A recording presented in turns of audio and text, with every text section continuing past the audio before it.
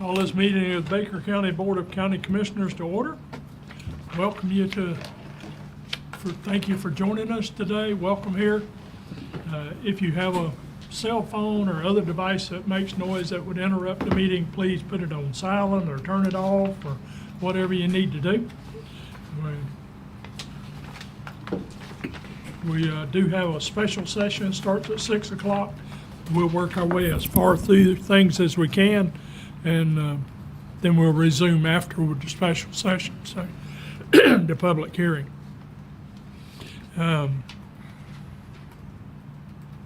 We'll excuse me. We'll start with an invocation and pledge. Like Mr. Vic Gibbons, county employee, pastor, brother, if you'll open us with a word of prayer, I'll lead us in the pledge.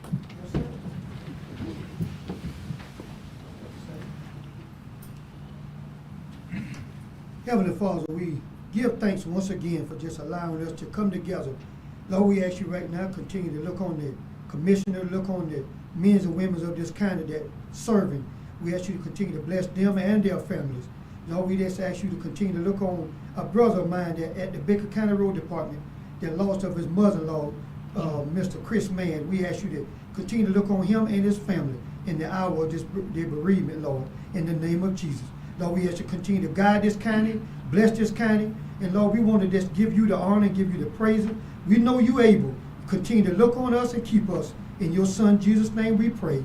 Amen. Amen. I pledge allegiance to the flag of the United States of America and to the republic for which it stands, one nation, under God, indivisible, with liberty and justice for all.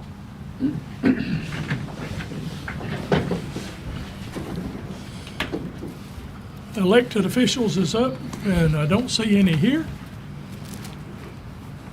So we'll move on. Public comments. I have a couple. Mr. Kendall Kaysen. We have the approval of the agenda. No. I skipped over it. I'll get, We can just Good do evening, how right. y'all doing today? We'll do that first. I got a little concern about the street I stay on, the neighborhood. I've come here several times talking about it. I know it was approved and on document that in 2018, half of the road had got paved over there off of CDW well, but it stopped 62 feet past Cedar Road. It 420 feet to Blackjack Road, where it's dirt road.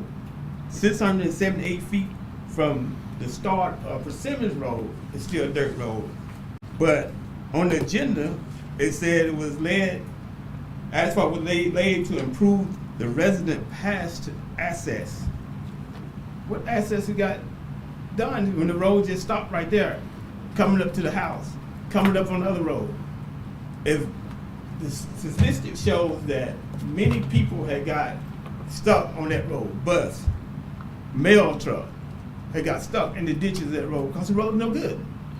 You know, thank to Brother Martin, I called him to have some stuff down to the road because we called the road department. They were so nasty over there because they got comfortable with their road, with their job.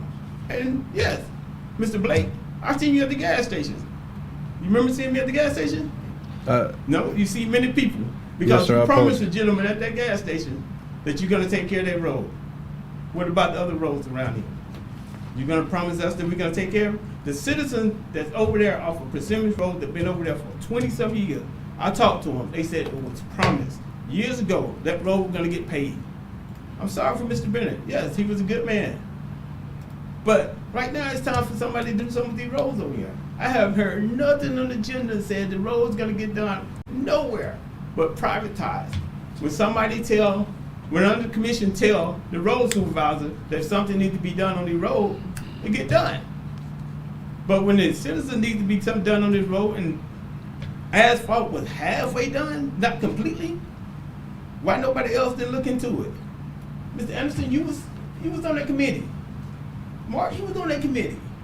Why nobody else look and see why that road didn't get completely done all around that little neighborhood? because, you know, it's money take, money go. I know we's in the bounce right now because the government, what he done on property tax, we got a budget, did some budget that, but let's finish what we got done. And, you know, and look out for the citizen. I ain't heard nothing on none of these meetings I come here that the citizen is gonna be taken care of. Nothing but over here at the lake.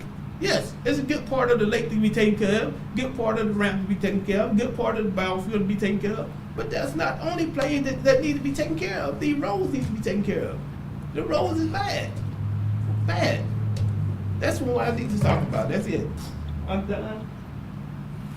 And we can go from there, or y'all can go from there and do what y'all want to do. Okay, Mr. Kaysen, thanks for your comments. Yeah. Before we move any further, let's go back. I skipped over approval of the agenda. Any comments from the board on the agenda? No changes. Mr. Make a Chair. motion to approve the agenda. Second. Have a motion and a second to approve the agenda as stated. All in favor signify by saying aye. Aye. All opposed, like sign. Agenda is approved. Let's go back to public comments. Mr. Porterfield. Lake Porterfield, 7460 Juniper Road, McClenny, phone number, what is my number? 904-769-2445. Down to Veterans Lake down here. Got an issue down there. You know, a couple of years ago, yeah, I thought I turned this damn thing off.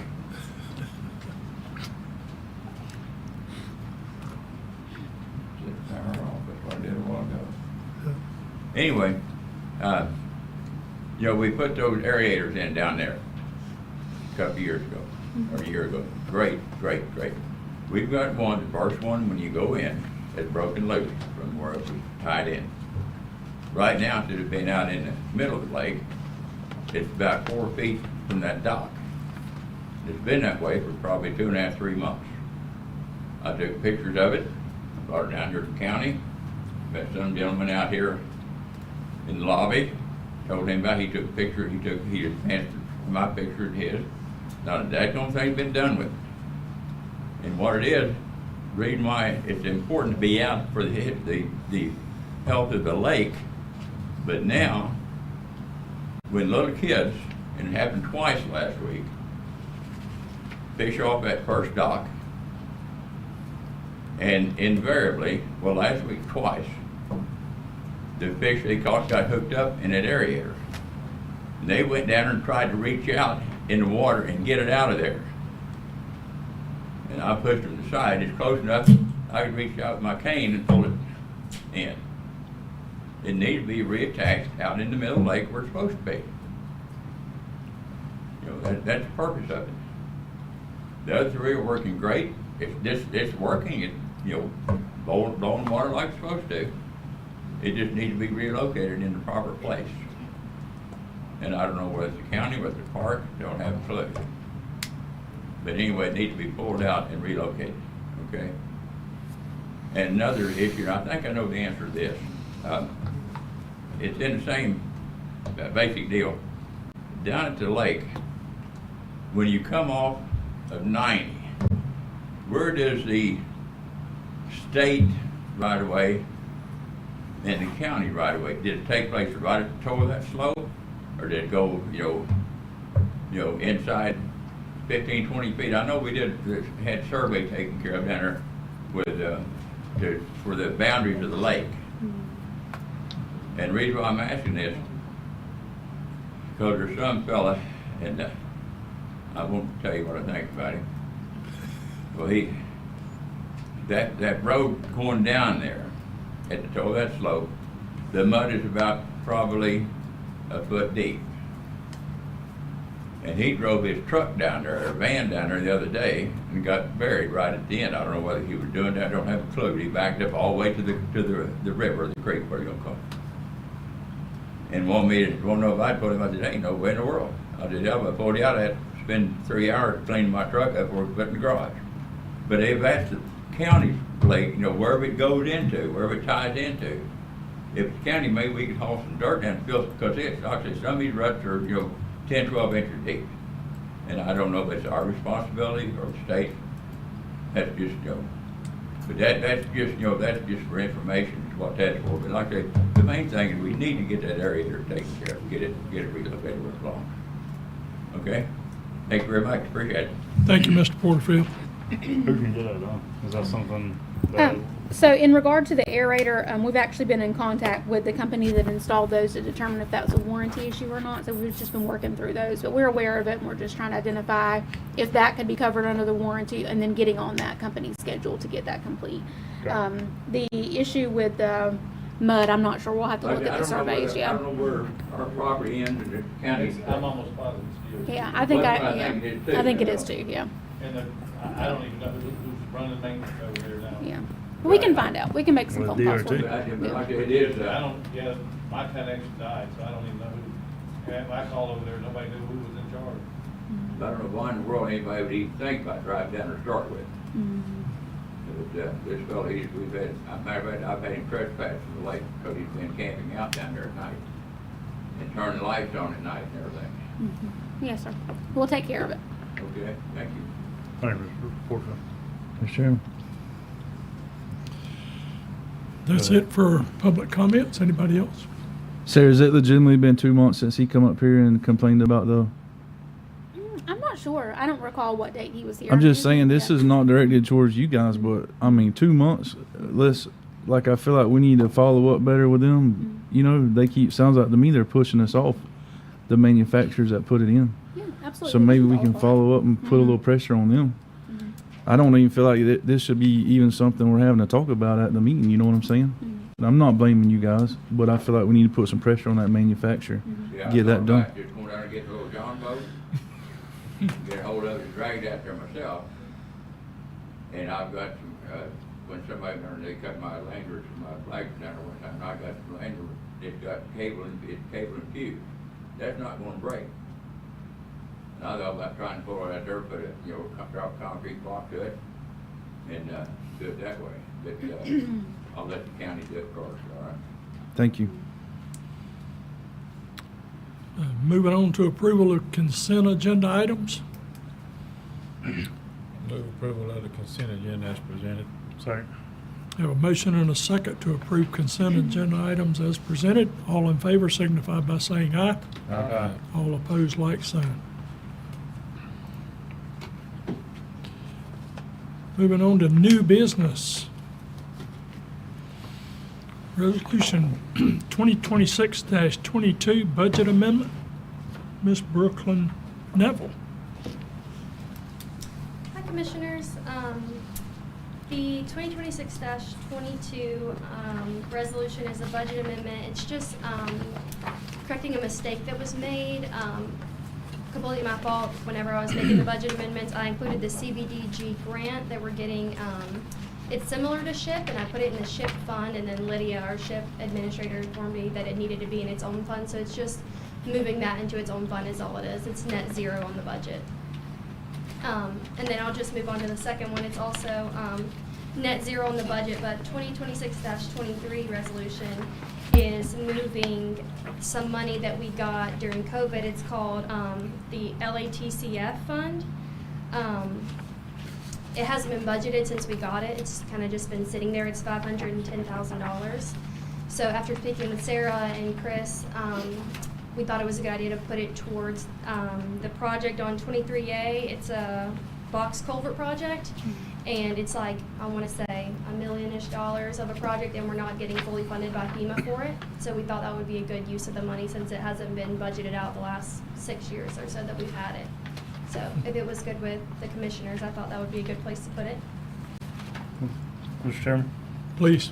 Chris, what's the total of that project? Do we know? It's a little over 1.1 million. FEMA's contribution is only about 140,000, so we need almost $1 million. So 1.1, and they're 140. Yeah, this makes up what we need with So this Chris's. is half of what we were gonna have to come up with anyways. So correct? Chris's budget currently has $600,000 in a road paving fund, and the moving of this $510,000 gets us to the county match that we need to be able to do the 23A box culvert that we've already awarded. Okay. Yeah, and now it's in the right fund to be able to do so. Yeah, because this is the local assistance and tribal Yes. consistency fund or whatever. Mhm. And Yeah. that, Brooklyn and I met this morning, the eligible uses of funds in that account was for roads, bridges, and infrastructure and public safety. So Absolutely. this right here meets all the criteria to take care of this box culvert that we've been needing to take care of anyways. Right. Yeah. Right. Okay. Any other? Go ahead. Go ahead. I was gonna jump back real quick to the original, the 2022 one. Yes, 26, 22. Yes. Brooklyn and I met this morning about it, and it looks perfect to me, so I just wanted to voice my opinion on that. Looks good. Moving it into the right account. Thank you, Lydia, for correcting that and getting with Brooklyn. Appreciate it. Anybody have comments on 2026-22 or 2026-23? Motion to read resolution 2026-22 by title. Second. Have a motion and a second. Resolution. Read 2026-22 by title. Yes, Mr. Chair, Resolution 2026-22, a resolution of the Board of County Commissioners of Baker County, Florida, adopting the final budget for fiscal year 2025-2026, providing for an effective date. We have a motion and a second for 2026-22. All in favor signify by saying aye. Aye. All opposed, like sign. Motion carries. Moving on to 2026-23. Make a motion to approve resolution 2026-23, read by title. Second. We have a motion and a second to read by title 2026-23. Resolution 2026-23, a resolution of the Board of County Commissioners of Baker County, Florida, adopting the final budget for fiscal year 2025-2026, providing for an effective date. We have a motion and a second for 2026-23. All in favor signify by saying aye. Aye. All opposed, like sign. Motion carries. Thank you, And Ms. then, Newell. if you guys don't mind, I also wanted to talk to you all about the budget workshop schedule. I know last year was something that started at 9 a.m. and went all day. I would ask that we not do that. I'm not very good at staying up late. I have a really bad time. So I was thinking we could split it into 3 different workshops and start a couple hours earlier on the Tuesday meetings, and maybe do 3 Tuesdays in a row, and do constitutional officers, maybe the larger budgets, and then the rest of the smaller budgets in another meeting, and split it up into 3. I just wanted to get all of your opinions on that and see if you thought that would be feasible for you all, rather than a whole day The two marathon. with most budget experience sitting here. You think 2 hours, 6 hours is gonna be enough? Well, I mean, we can do 3 hours. I mean, I don't know about you all's work schedule. If you can split it up into 3 different meetings, I can accommodate whatever works for you all, but.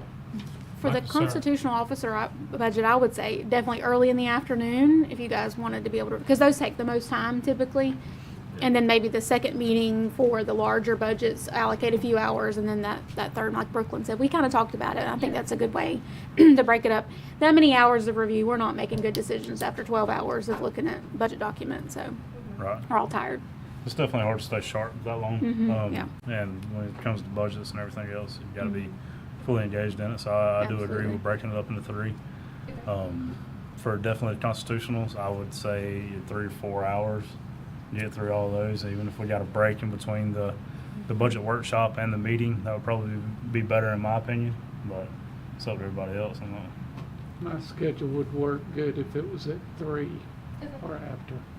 If we did 3 on the days, or at least one of the days. For the constitutionals, we got 3, 4, 5, so that's 3 hours there. Right, no, 2 hours. 2 2 hours. hours, Just 2 yeah. hours. With constitutional, I mean, could you do a 2 o'clock if we did We constitutionals? could, yeah. And then the As long as other it's ones not make it every at 3 day. o'clock? Yeah, Or would it help to have 4 instead of 3 meetings? it would be better to have 4 instead of 3, for me So maybe- personally. Could we schedule them all for 3 hours, and then if we don't need it, we can adjust? You can. It might, yeah, I mean, we can definitely do that. I would say let's try to condense it to 3, and then the 4th one be kind of an overall. If we need another one too. Well, I Because mean, I that's think, happened in the past. right, I think we're going to get through all of it and then kind of need an overall look Right. again. 'Cause I mean, we go through each individual one, and I know this time we're going to be doing it a little differently with the new worksheets, Yeah. correct? Mhm. And then kind of come back and look at it as a whole. I know we're gonna dive into each individual one, but like I said, that's. You can my also opinion. adjust kind of on the fly. So after you have your first workshop, if you Mm-hmm. see things that you think are working good for you or things that you don't need to do, you can make adjustments. This does not have to be set in stone. You can be pretty flexible. Right. Okay. Okay. When would the first one be? All the worksheets from the departments are due June 15th, so I'm not sure when the next meeting after that is, but I'm sure we could. I think that actually might be on Maybe we Wednesday. just start with It's the the first meeting in 16th. July. That would probably be, The first meeting in July is scheduled for July 7th. So if we start with that Okay. meeting and do So the that's 3 up to the consecutive, 4th. yeah. Yeah. And then Okay. that way you still have time in August before you have to have an informal budget hearing. Mhm. Okay, well, I'll plan on that, and then we can do a tentative 4th meeting if we need one. We're gonna talk about 2-hour meetings and 10 to 4. So we're gonna do a 3-hour first meeting, 2 hours the next 2, and then tentative 4th. Okay. Is that good? Okay. Mhm. Sounds All right. good. Thank you. all.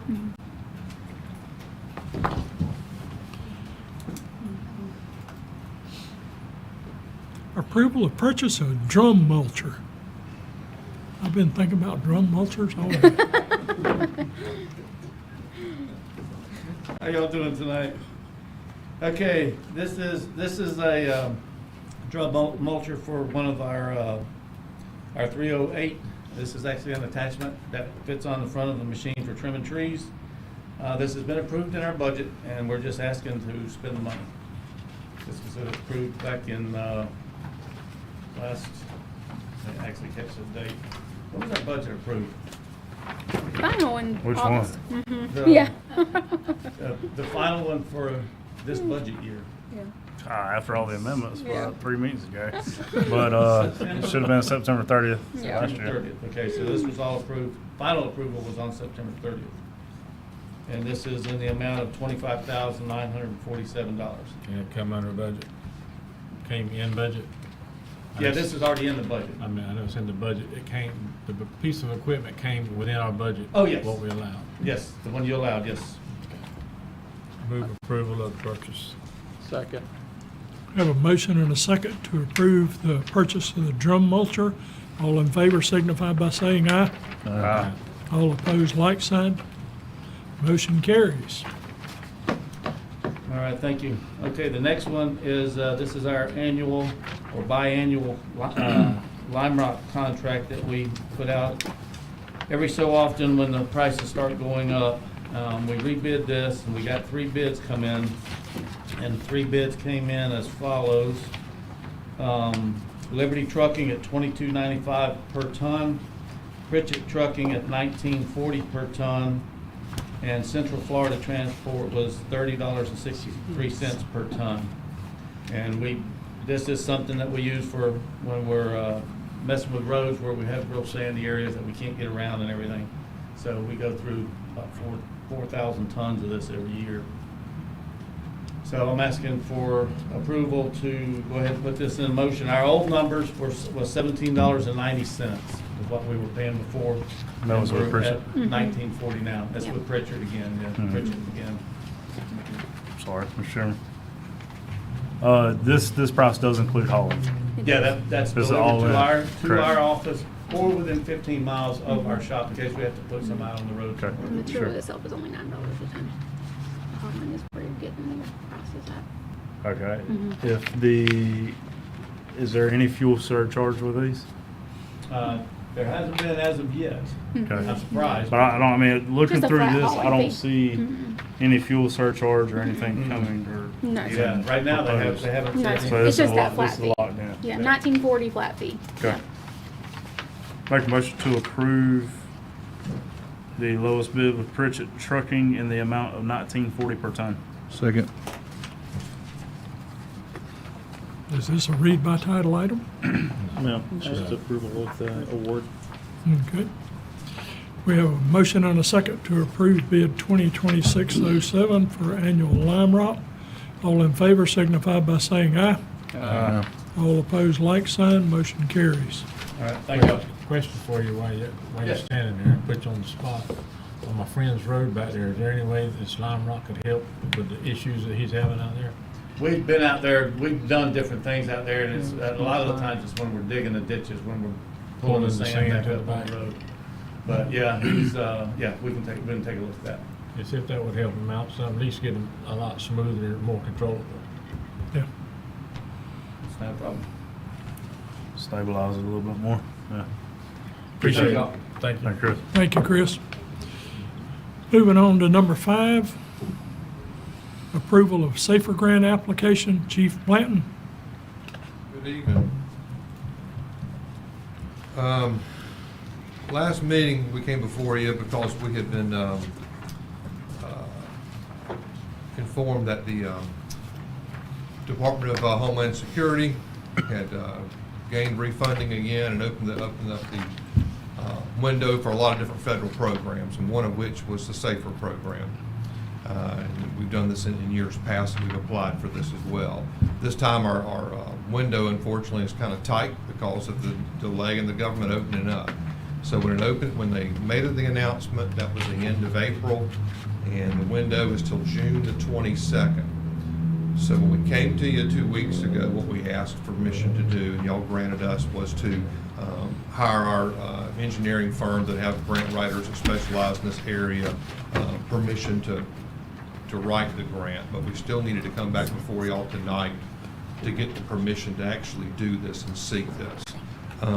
The odd position that we're in, which I guess is not unique to our county, everybody's is going through it that does this, is that we haven't even started the budget workshops for the year. I don't know what the budget's going to look like or the appetite of the county as a whole in the overall budget, but we had that window that we have to put an application in if we intend to do that. We can't come back in July or August or September and ask for that. So the best thing that I can put forth to y'all, and this is really up to the board and your appetite for what the budget looks like, is I put together a fact sheet for you to look at what it would cost the budget, and when we get in the budget cycle, to fund a couple of people per day times 3 shifts at that northern station in the county. And I also, on the other side of the form, put together what it would look like if a SAFER grant was awarded to the county to fund that project, as well as a couple of options. You're not obligated to do either way, but this was just the window we're at to present it at this time, and let y'all let me know what your opinion is and what you would like to do, but that's the window we're in. We can't wait till next budget meeting because the time it takes to finish the grant and write that out. So that's kind of where we stand right now. So, When would you expect it to be awarded? they're telling us that the awards for the SAFER grant to be coming sometime in the month of September is what they're anticipating. Okay. Any questions or comments from the board? I have a question. If we go ahead and approve the SAFER grant, even though we get the grant, at that point, we can still not accept the grant. That's correct. That's right. But if we don't put in for the SAFER grant and we decide we want it, we out of luck. That's correct. They give you a tight window. For me, I feel we need to go ahead and put in for the SAFER grant, and then we can cross that bridge when it gets there. Of course, for the simple fact, I sat all day long yesterday in Tallahassee. I'm not going to talk about that a whole lot because I get frustrated. We would probably get fired up here for what they can do over in Tallahassee. So, but we need people at that College Station. Yes, sir. And this is a doorway to open for that. I'm not saying the doorway ain't gonna close, because I don't know what we're looking at right now. Yes, sir. Sitting over there, and then I just got the email when I got back that it was approved. And there was some modifications, which makes it better, makes it more realistic. They were just flat out lying to the people to begin with. Wow. I'm just honest. I mean, it was just a bald-faced lie what he was putting on the thing. But anyway, now it's more truth, more factual. Yes, sir. But anyway, I feel that we need people in that station, so this is a doorway opening for that. if the door closes by then we can just say we don't want the grant. Yes, sir. But if we don't been put in for the grant and we have an opportunity to put 2 people in there, this would definitely help us Yes, sir. with that. Absolutely. Mr. Chairman, thank you, Don, or Mr. Blanton, for sitting down last week. We went over this and Yes. looked at it in great detail and just tried to make it make sense, you know, on paper and to present it and everything. Definitely in favor of trying to get to at least 2 guys or two people per shift, right, out in Kyler, because I mean the north end of the county can definitely use somebody at the Kyler station, which is why we're pushing to try to go ahead and see what we can do about the trailer that we have kind of budgeted at this point, and then move in that direction. The $420,000 option number 1 right here would be worst case for the county at this point, worst case budget wise. That would be, say we put 2 people on staff whenever budget time does come up, 2 people on staff, 3 shifts, talking 6 people for $420,000 worst case scenario right now. Yes, sir. That's coming out of our budget this year if we go that route. Option number 2 right here, if we do get the SAFER grant, immediately, we can actually put 4 firefighters, EMT, PMDs times 3 shifts. That's 12 people. Yes, sir. And that's $255,000. So immediately, I'm gonna get my calculator out. 420 minus the 255. It'd be $165,000 savings the first year, and 6 extra employees to service all the stations. Yes, sir. Correct. Yes, sir. Just wanted to lay it out, just make sure everybody's on the same page of what is being presented here. So I'm definitely in favor of trying to get the SAFER grant if we Yes, can. Obviously, we see over the 4 years, at the end of 4 years, we'll be at 750. Yes, 4 sir. years, the county could look a lot different, Right. And at the rate we're going right now, we definitely need to be concerned about EMS, fire, and everything else, and that's my 2 cents on it. So I'm definitely in favor of applying for it. Yes, sir. Yes, sir. Any other comments from the board? What's the pleasure of the board? I move approval of the SAFER grant application. Second. We have a motion and a second to approve the SAFER grant application. All in favor signify by saying aye. All opposed, like sign. Thank you. Carries unanimously.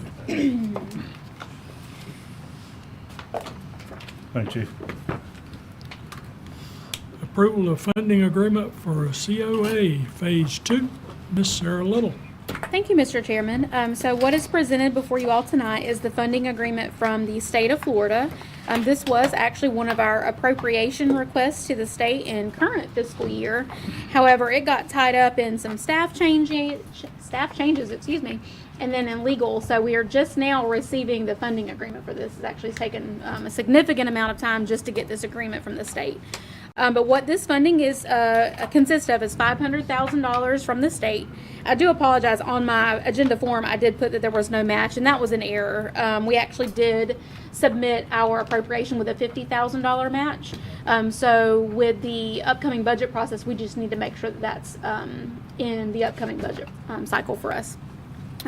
This project was for primarily a paved parking lot for the new Senior Life Enrichment Center, and then a sidewalk and awning system that connects the new building to the transportation department for the employees, and then also the citizens that may be visiting both of those locations, for them to be able to to visit both without being out in the elements should there be raining and things like that. The third option, depending on funding, obviously because we know construction costs just come in higher once we actually get to award date, but there was anticipation for paving of Willis Hodges from where it ends, basically at that intersection behind Walmart, to the COA driveway. Again, that is if funding would allow for. Those other 2 priority items would be awarded first. And then, like I said, whether we have enough money left over or not, we would be able to do that. So what we're asking for tonight is that the board approve the funding agreement with the state of Florida in the amount of $500,000 so that we can start that project. And again, just keep that in mind when we start our budget workshop. Tongue-tied today. Budget workshop process, we need to make sure that match money's in the upcoming fiscal year so that we could be able to do that on our end. Mr. Chairman, The lighting's there. Yes, sir. That's on here. I know it shows that there's lighting. Is that for the parking lot? Yes, sir, it is. Those We've coming actually- in and And out? we got Yes, sir, FPL we- helping us. Yes, I and was we've been in gonna say, communication with FPL about uh, some funding Okay. contributions that I they're was willing gonna say, to do. make sure you talk to them. Yes, They've sir, already- absolutely. That's the Okay. reason why that number's as low as you see it, actually. We I- expected I some wondered. partnerships. They've already Yes, sir. committed. Okay, good. So, Mr. Chairman, Yes, sir. the 50,000 has not been included in this budget? No, sir, it's not needed in current budget year. By the time we go through the design and permitting and bid process, it was anticipated in the next budget cycle we would need Okay. to approve that. Yes, sir. I'm gonna move approval of the funding agreement. Second. We have a motion and a second to approve the funding agreement for Council on Aging Phase 2. All in favor signify by saying aye. Uh, All opposed, like sign. and Mr. Chairman, I got a couple of comments on that. Please. When we bid these, the parking lot and all that, let's build it out in stages so we can get Willis Hodges at one cost. Oh, yes, sir, Parking lot at absolutely. one Yes, cost. sir. That Yes, sir. way, if we can see in the county where Mhm.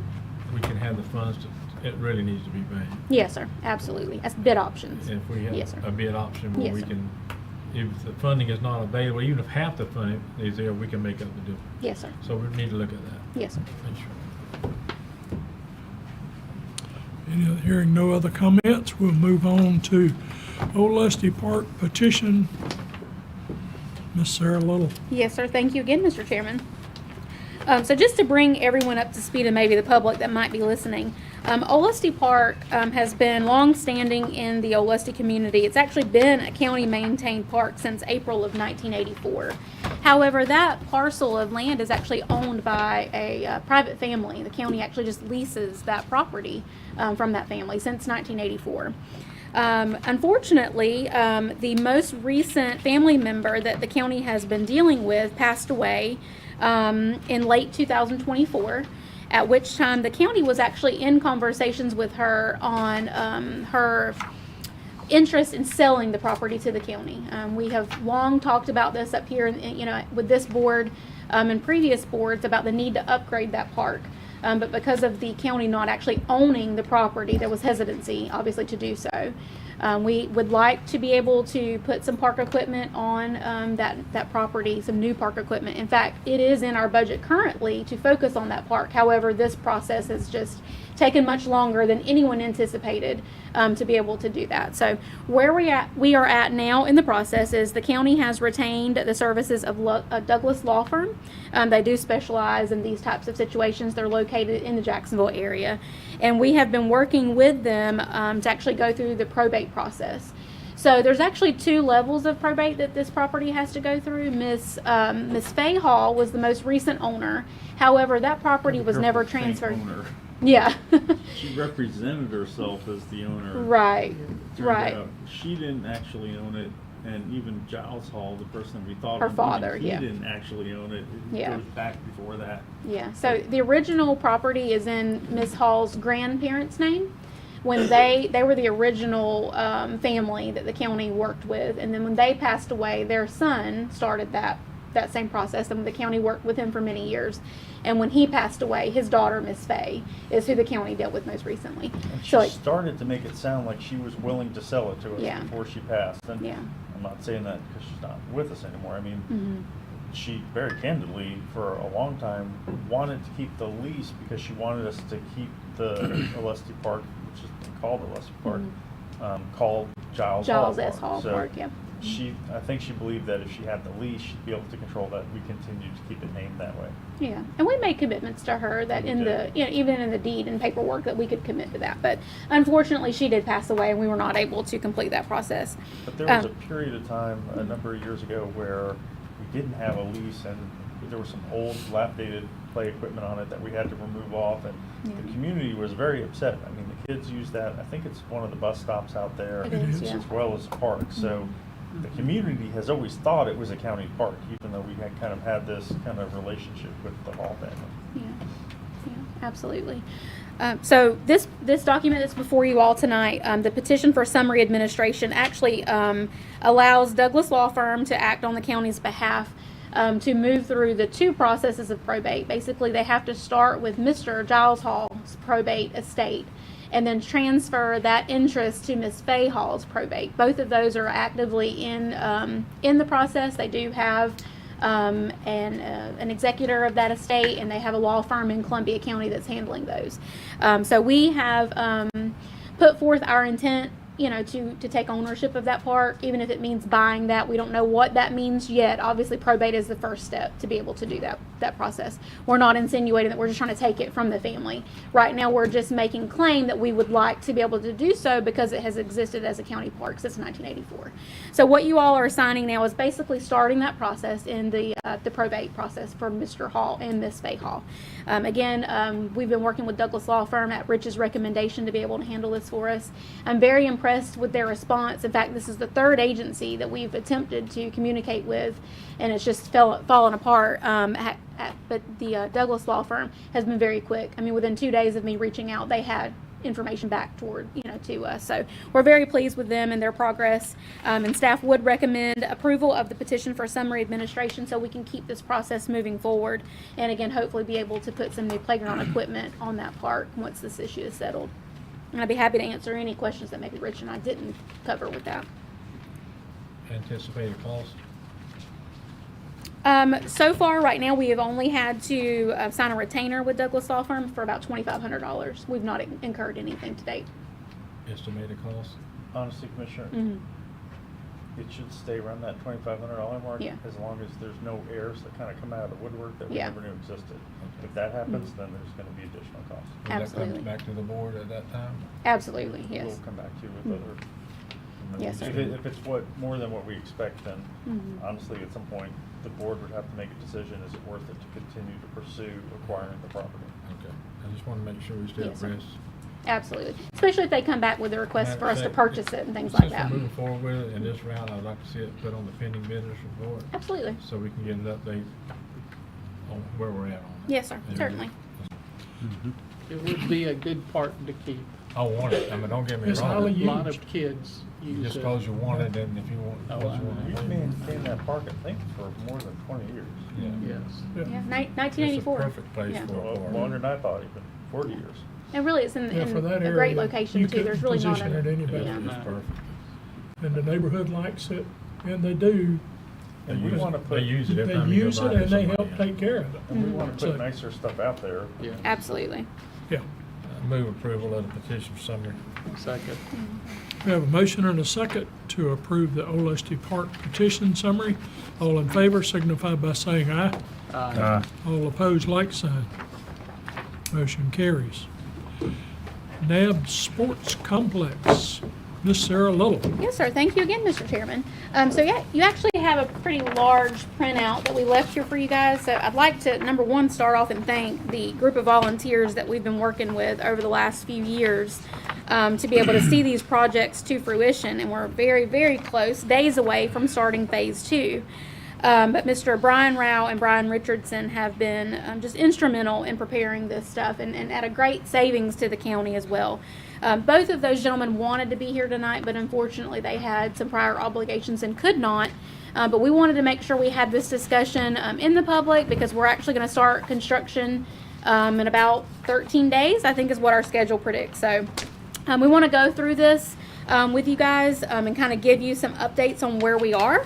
And thanks to Commissioner Mobley as well, because he has sat in on those meetings and made sure that we are meeting all of the needs of the community. He's been hearing from people, as a coach with Little League, he gets a direct line of communication sometimes with folks. So we appreciate his participation as well. So we've got a few things before you all tonight to consider with NAB Sports Complex. Number one, the phase 2 that you all have already approved for funding. The county has $450,000 in total already set aside for phase 2. $400,000 of that is ARPA funding, and $50,000 of that is a contribution from First Federal. They have provided $50,000 to be able to go towards this. And the major part of this is a new concession stand and restroom complex, and that's what the large printouts are for you here so that you can see that. If anyone is familiar with the facility where the concession stand sits now, and then also that old 2-story announcer's box that's not been used for quite some time, Both will be torn down, and this new construction project will sit almost in the footprint of those buildings where they are now. So it works well with the layout of the property, and will be in a centralized place for most people to be able to gain access to that. So you'll see in the printout that's been provided, that's where that $450,000 comes to, is the restroom and concession stand building, which is a bulk of that, was a bulk of that funding. And then also the minor league field, which is on our map. If you guys are familiar with that, it's field K2. And then also the infield dugouts and backstop fencing on the major league field, which is field K5. And all of that will be done under the $450,000 funding, like I said, that's already been allocated. One thing that we'd like to bring to your attention tonight is while we're there and in the process of grading and doing all of this work, there's actually a little bit more that will not be completed with part of this funding that we'd like to see complete while we're there. While these guys have committed to volunteering their services, and while the construction is undergoing, we've got some things that would finish out really the completion of the NAB Sports Complex at this phase that we're at now, and really finish that off. So on that email, you'll also see that we've got the senior field, which is field K1. Depending on how long you've been involved with the county, you may know that as the old women's softball complex, the senior league field, or what we refer to now as K1. But that is the field that's closest to North Boulevard and the recreation shop, if you're familiar with the layout of the park. So that field, we actually did do some dugouts on that field a few years ago because they were in such disrepair. That's when the sheriff's office helped provide the labor, and we built those dugouts. However, that field has really remained untouched since it was really constructed years ago. It is not quite up to par for the level of playing that needs to happen on that field. And in fact, the middle school uses that field for practices and things too. And so the goal would be is that we could get those improvements be made. We could actually offer that field up to the middle school to be able to play their home games there, should they choose to. Because I know that scheduling with only one field at the high school, can sometimes be difficult for the school district. In addition to that, of course, this will go to any travel ball teams in that age group and any Little League teams as well. So multi-use, definitely something that's greatly needed. And so we have allocated, requested what we would believe the numbers be to complete that. In addition to that, senior field K1, there's also some issues with the lighting on the new quad. So we had talked about upgrading to LED. We had a great meeting last week. We also had a representative with FPL come out and talk about that. Honestly, we're not quite there yet. We are there's still some work to do on what that would look like. And so as a group, we all agreed, let's focus on the fields. Let's get those back where we need to use those at their intended purpose, and let's come back to the LED options there. What we're looking at now is on the quad itself, some of those poles, the wiring has not been right in quite some time. And then also, unfortunately, there was one pole that the power was unfortunately cut through construction. I think there's actually like three. I think there 4 in total. I'm sorry, I may be mistaken. I think there's a few in total, but there's quite a few. Excuse me. There's the poles surrounded the entire complex, right? The senior used to be the senior league field. It Right. had the field there as a men's softball field / senior league field all in one. They kept the poles pretty much the same. I think there was 3 or 4, if I'm not mistaken, poles that were clipped. The lines were clipped because they ran out of the control box. Right. I'm not an electrician. Right. They ran out of the box and they went straight to the pole. yeah. Each pole. It was not a loop system or anything. There was a wire going straight across to each one. One of the things we're trying to do now is loop the system. In theory, run to one pole, then from there all the way around. That way we don't have lines running through the fields that are live right now. Mainly because definitely don't want that. Second, if there's any issues, it'll be better for later. If you loop the system. Right.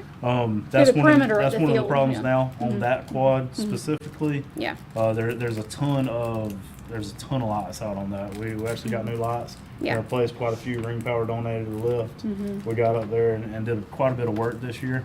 But this will set us up for future trying to get that thing up to par. Yeah, this gets us Yeah. through the next phase We got- of LED. Gets us a little further into the future of setting up some funding and a good plan to take care of that. That's right. That Yeah. specifically, we're just talking about that budget of 25,000 now. Right. To run from the new building, because it'll actually come out of this building. Mm-hmm. If you flip to page, just do A1, you see there is where is the box coming out of this?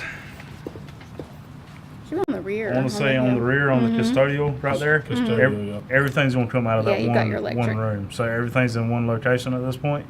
We're coming out of this building to the quad place with this. I think that's where the old electric. It's all in the used to two-story be building in now. that two-story It's building. all in the two-story. Yeah. The two-story and the concession stand are going away. Right. Yeah. Everything's going to be consolidated into the new building here, and that's what we're trying to do is run from there to the quad place.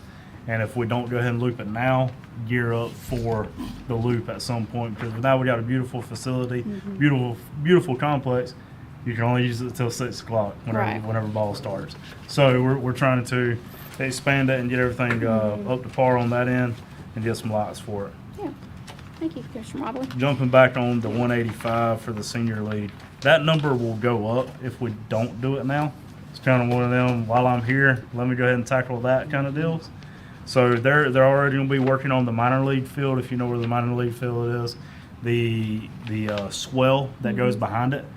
I think at some point there was going to be there's talks about a little bit of drainage. I actually left my notes at the house, but there's a little bit of drainage that will go in to regrade that entire loop. Where the senior league field is now, if you back it up, because if you hit it, I love hitting on that field because you can hit it right down right field line, and it go right around the fence. You know, the fence comes up almost to the foul line. So they're going to back it up and make it where it's a true, give it more room and everything else. Doing that, they'll have to redo the dugouts, the fencing, everything there.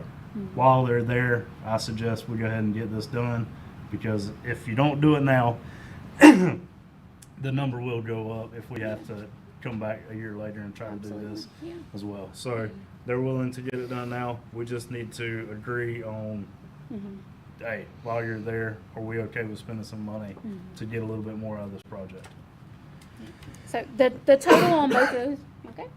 The total on both of those, is $210,000. And because we have gotten reimbursements from both the previous NAB complex renovations that were charged to ARPA, the full projects were charged to ARPA, as well as the Sanderson Fire Station and portions of the library renovation, there is adequate funding in the ARPA account to be able to support that $210,000 addition. Support that also, not out Absolutely. of the general fund. Absolutely, yes, sir. We have funding available to be able to do so. And like Commissioner Mobley said, this group is there. They're willing to donate their services and their time. They're not charging us labor for those things. If we don't do it now while their schedule allows it, I mean, it's likely that this would be double or triple the cost when the county actually could go forward to be able to do that on our own. So again, staff is looking for direction and approval from the board to be able to move forward with that $210,000 paying for it from the ARPA fund. Again, we're just looking for an agreement tonight, and like we've done this in the past, those volunteers will present those bids to you guys. You guys will approve this as the work starts and progresses in line with our procurement process. So we're not asking just to spend $210,000 tonight, but just that you all are okay with that. And as those like I said, those quotes are received and we get the low bids, then we'll bring that back to you for official award to be paid for from the ARPA fund. Mr. Chairman. Commissioner Mobley? Yes, they will come to us because Correct. all the quotes will come to us. It's not one Right. outside guy doing everything, so Right. they'll all come here. The second part that I wanted to discuss was Menger Field, the 2 softball fields out by State Road 121. Right. There's a couple things we're going to try to do there. We may have to come back, but the only thing was from dugout to dugout, the fencing probably up 6 foot high to where the first rail is.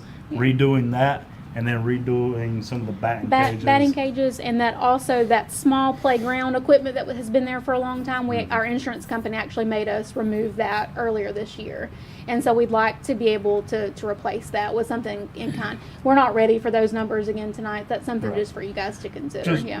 looking down the road, because I mean, right now, it may seem that we're just catering to the baseball field and everything we're doing up there. Right. We are trying to figure out Minger Field too.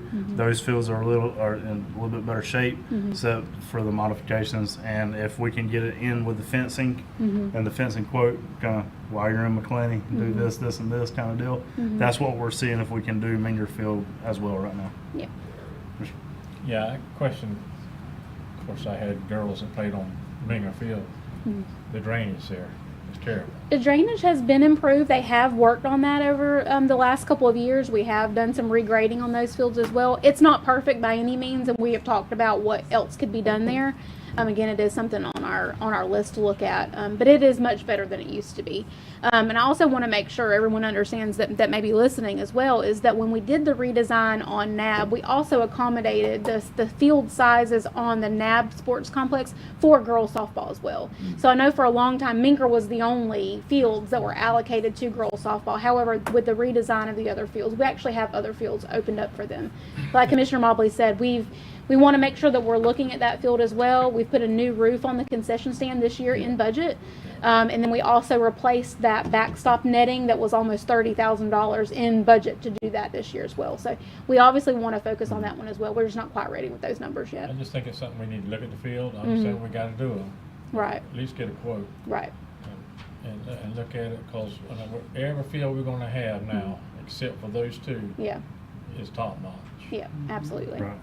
So I think that we need to look at those two fields, and if there's any way we can improve them. I'm not that ain't my Yes, specialty. sir. But if we can get some type of drainage, slope, I don't know. But you got the guys out there to know. Right, right. Now's the time to Me look as a at it. board member, I would like to know what it would cost to bring them up to par. Okay. So all of our fields are up to par and not, we're sitting there with two that's not. Yes, sir. That's right. And like I said, that the fencing was on behalf of the Little League. The Little League was recommending, hey, from dugout to dugout, that fence is starting to peel. And We've everything repaired else. it, and it can't be repaired anymore. Right. So if we fix those, we should be on the right path at least. Yeah, So that it's was their rolling up, recommendation. Something we wanted to try to include. But like I said, as soon as we get some quotes on that, I don't think we have any quotes on that yet. No, we So didn't. we're gonna look into that and see at that point what we can do. Mr. Chairman, I put a motion to approve the 210,000. Second. We have a motion and a second to approve the improvements at the NAB Sports Complex. All in favor signify by saying aye. All opposed, like sign. Motion carries. We'll recess for 5 minutes and then go into our public hearing. All right, thank you.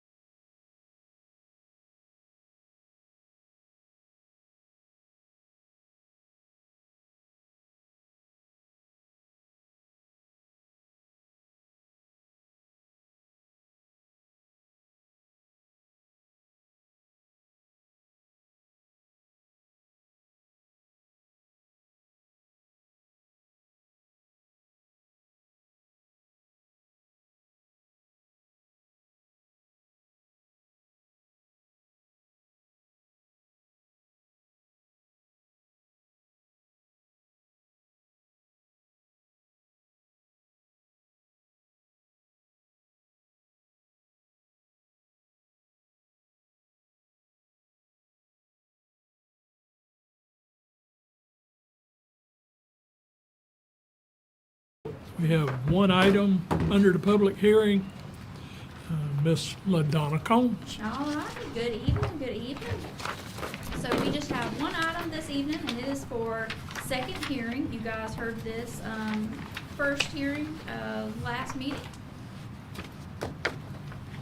So this is, it'll load there. This is for ordinance number 2026-09, a rezoning request of agriculture 7.5 to agriculture 5.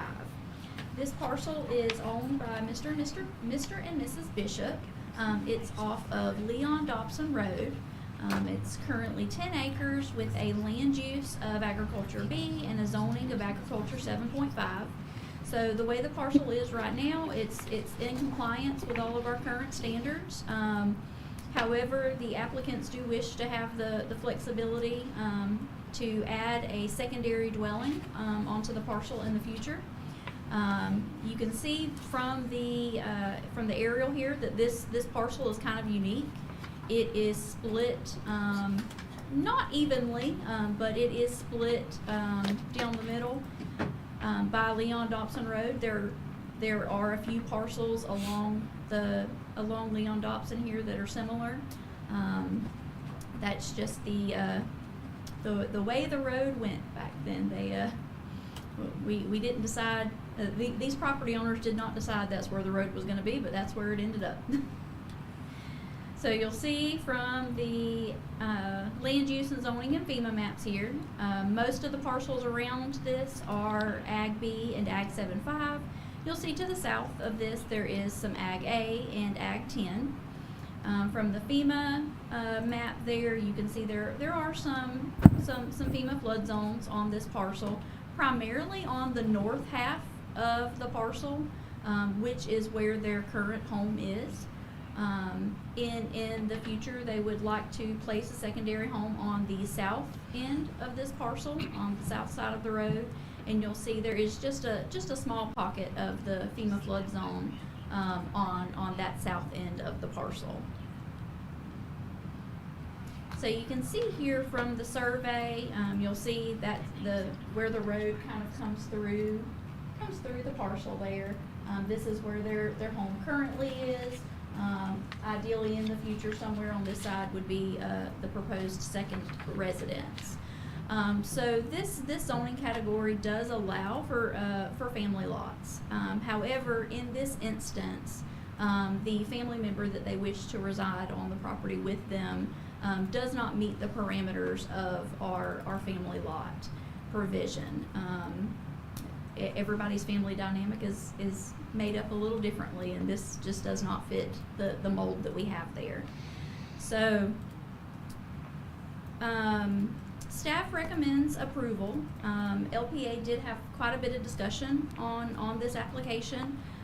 There was some conversation from LPA about the potential of spot zoning.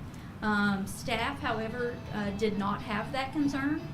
Generally, when I'm looking at spot zoning, I'm looking for an area that has a zoning and a land use request. In this instance, with Ag 7.5 and Ag 5 both falling within the same land use category and having very similar uses, very similar regulations, setbacks. If you look at those two districts, they're almost mirrored, other than one dwelling per every 7.5 acres versus one dwelling per every 5 acres. In this instance, staff did not have a concern of spot zoning, but full disclosure, that was the conversation from LPA. There was a motion to approve. It did not get seconded.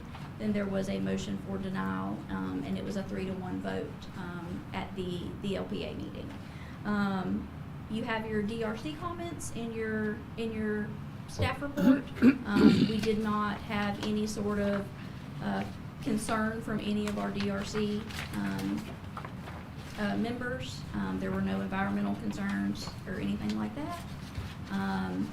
I'm sure you guys probably have some questions that we might need to answer, and the property owners here as well, if you have questions for them. Are there any public comments before we get to the board's comments? Ms. Sarah? My name is Bert Bishop. I hope you approve this for me, so help us out last year. The reason we're doing this, and if I explain please, my dog, Can you move over wife's to the mic? childhood friend and- Move over here so we can hear you wife's better. childhood friend, and lifelong friend, are still friends, of course. She's gonna move down here with us. She's actually moved here. And we wanted to put her dwelling over there. She's gonna help take care of our needs, medical needs, and help us run the house. I have some severe back injuries. My wife has quite a few elements herself, so she's gonna help us out. We'll help her and us at the same time. We're not trying to do anything except just give her a home. We're not trying to change any zoning. We just want to give her a home. It's going to benefit her and us. And she's not, you're not even gonna know she's there. She's to herself, she grows her little garden, that's all she does. Anything I can ask you guys may want to go for me. I think we're good with that. Ms. Sarah, did you have a comment? Thank you. I would just like to say something. My name is Sarah Shepherd. I live in Sanderson. I live right down the road from him.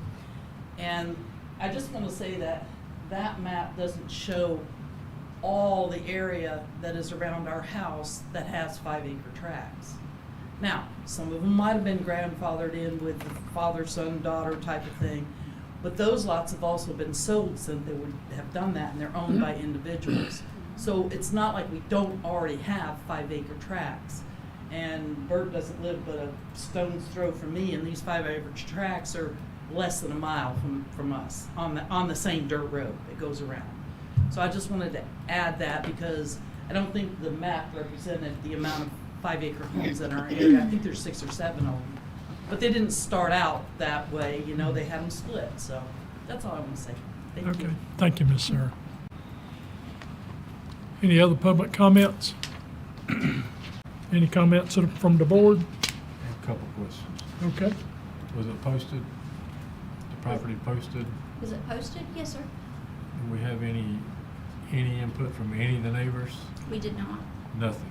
We did not. No, sir. That's all I have. Any public comments or questions? Chairman, I support the request for a couple of reasons. For one, aesthetically, with the road going through, even if you were to take a 1 acre south of the road and because I believe you only have about 4 acres. I don't know that for sure. 4.6. So you could take a little bit of the corner and maintain your 5 acres, and then you're not going to change the aesthetics of the road. And secondly,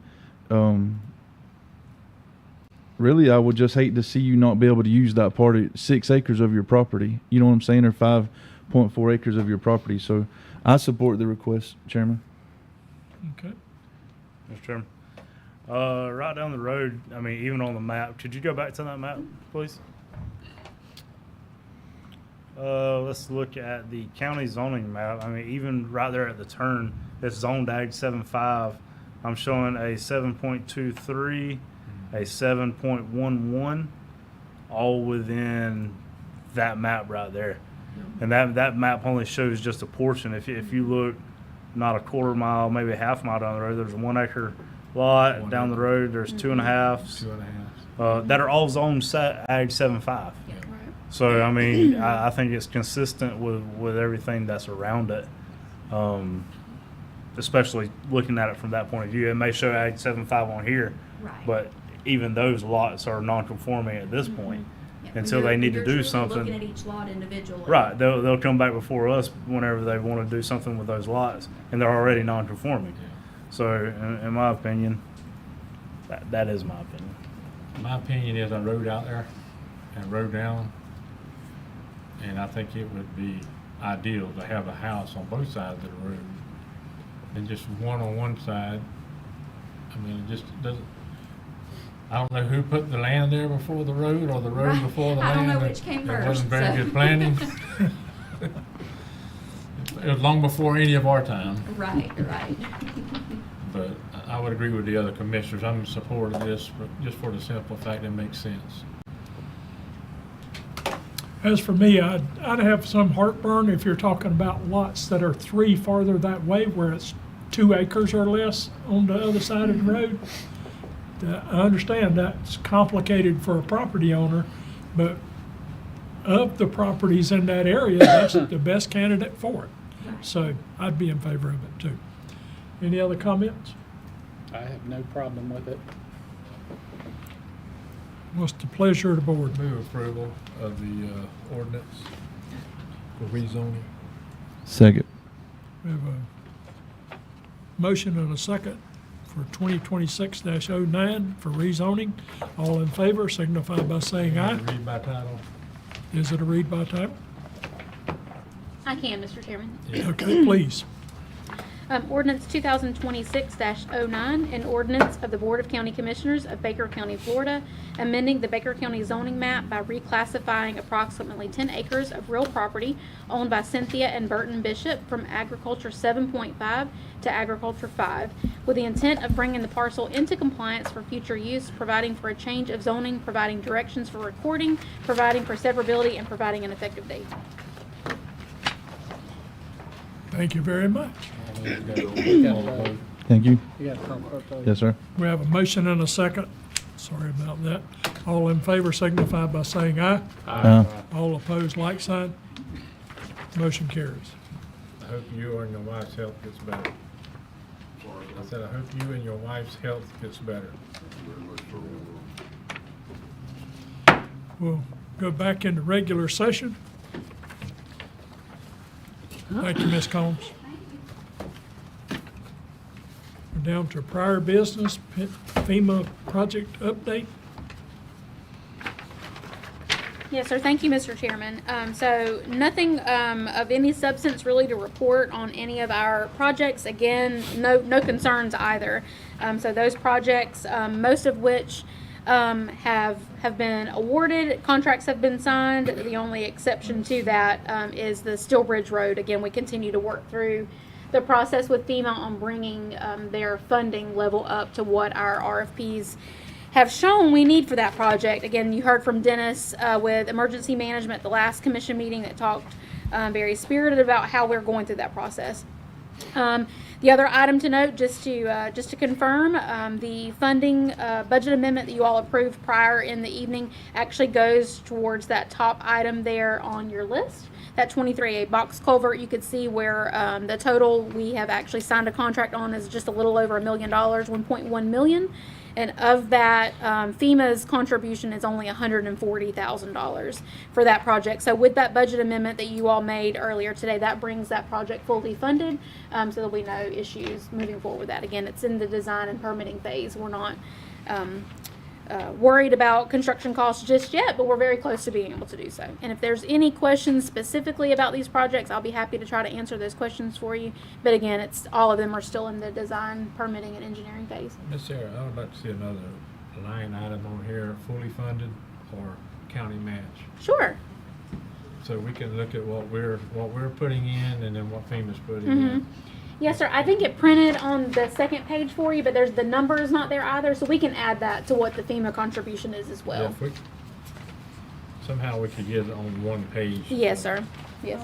If not, No, sometimes when we do the ADA compliance on our packet, it just messes margins up on Excel files, but yes, sir, we can work on that and make it a little more readable. and when you do the partial funding, just put the amount. Yes, sir. Certainly, we can do so. Like we had a 50,000 from county and then another 100 from ARPA. If we could make that, I think it's better for the public too to see exactly where the funding is coming. Yes, sir. We can certainly do so. Thank you, ma'am. Commissioner Mobley? Don't ask me about that boat ramp. Specifically on the boat ramp. Have you had any updates or any progress on it? No, sir. It's still in the permitting stage with Army Corps of Engineers. There's been communication with them and the contractor back and forth, just questions as they're going through the application process. Mm-hmm. But no, sir. No updates other than it's still in permitting. Like, What was, doesn't they have, or don't they have to have a PM update monthly or something? So When we was that update? we have updates all the time on these projects. So we have a FEMA update every week, and then we have a project update to the state once a month. Yes, sir. Gotcha. And basically that report is that it's still in the same Still in same the same. process. Yes, sir. Yeah. Okay. So we're close. Like, so we know that these things take time. We actually had an email request. I think I sent that out to you guys today for someone that was requesting some information on it. So I thought that was an excellent I'm glad you did. update. Yes, I thank did you. too. Thank you. Yeah. Explained everything Yeah. quite clear. Yeah. Mm-hmm. Yeah, absolutely. We can publish that information if that would be helpful. I think it would be good to put it out there Yes, for sir. everybody to see that, but that was dead on. Yes, sir. Certainly. We can do that. There's a little more than what I intended when I sent it to you, but it's perfect. Yes, That's sir. Well, perfect. thank you. Very Appreciate good. that. While we're still on FEMA, we all know it. You hear it. The other county commissioners hear it. The county manager hears it. The public is very frustrated with every project that we have FEMA involvement in. Absolutely. They've Yeah. all drug on. The county's done our part and gone above and beyond, in my opinion, in a lot of cases. But these FEMA items are just, the public's tired of waiting on it. And I understand that. Yeah. I thought your explanation of the boat ramp thing was perfect, but And you could put that on everything, Mm-hmm. every FEMA project. And it's not just our county. Yeah. I sat in meetings yesterday in Tallahassee, and it's the same Yep. frustration throughout the state of Florida. So Yeah. we're frustrated, but every county that I heard talk yesterday, FEMA got brought up on the frustrations they're having, and some of them's 3 and 4. Some of them's talking about storms before the storm that we were Yes. dealing Right. with. yes, So that's how far out they are, Right. and that's 5 or 6 years. Yeah. And it's frustrating. And some of these cities, we're blessed. These cities were wiped out. Yeah. yep. I mean, I've seen Major. pictures of them. They ain't no buildings there. They don't even have an ad valorem capacity. They're building to tax. Right. And some of those counties don't have the option of waiting on FEMA funding. They have to spend their money up front. And then they And don't have hope it. They don't- FEMA. And they don't have it. Thank God state stepped in and helped Some of them. some of them, but it's terrible. Yes, Yeah, sir. FEMA's a mess, and they hadn't helped us out very much. But hopefully, we can keep working on that relationship and move forward. But Absolutely. the public is frustrated by it, to say the least. Mr. Chairman? I can update on Facebook.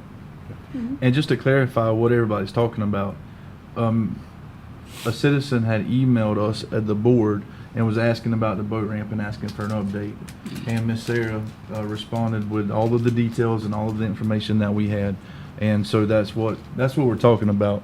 And so it sounds like Miss Sarah's going to put that on our Facebook, on our social media page Absolutely. or something. Let's get that out to the public, and so that way everybody can see what we had to say. That's right.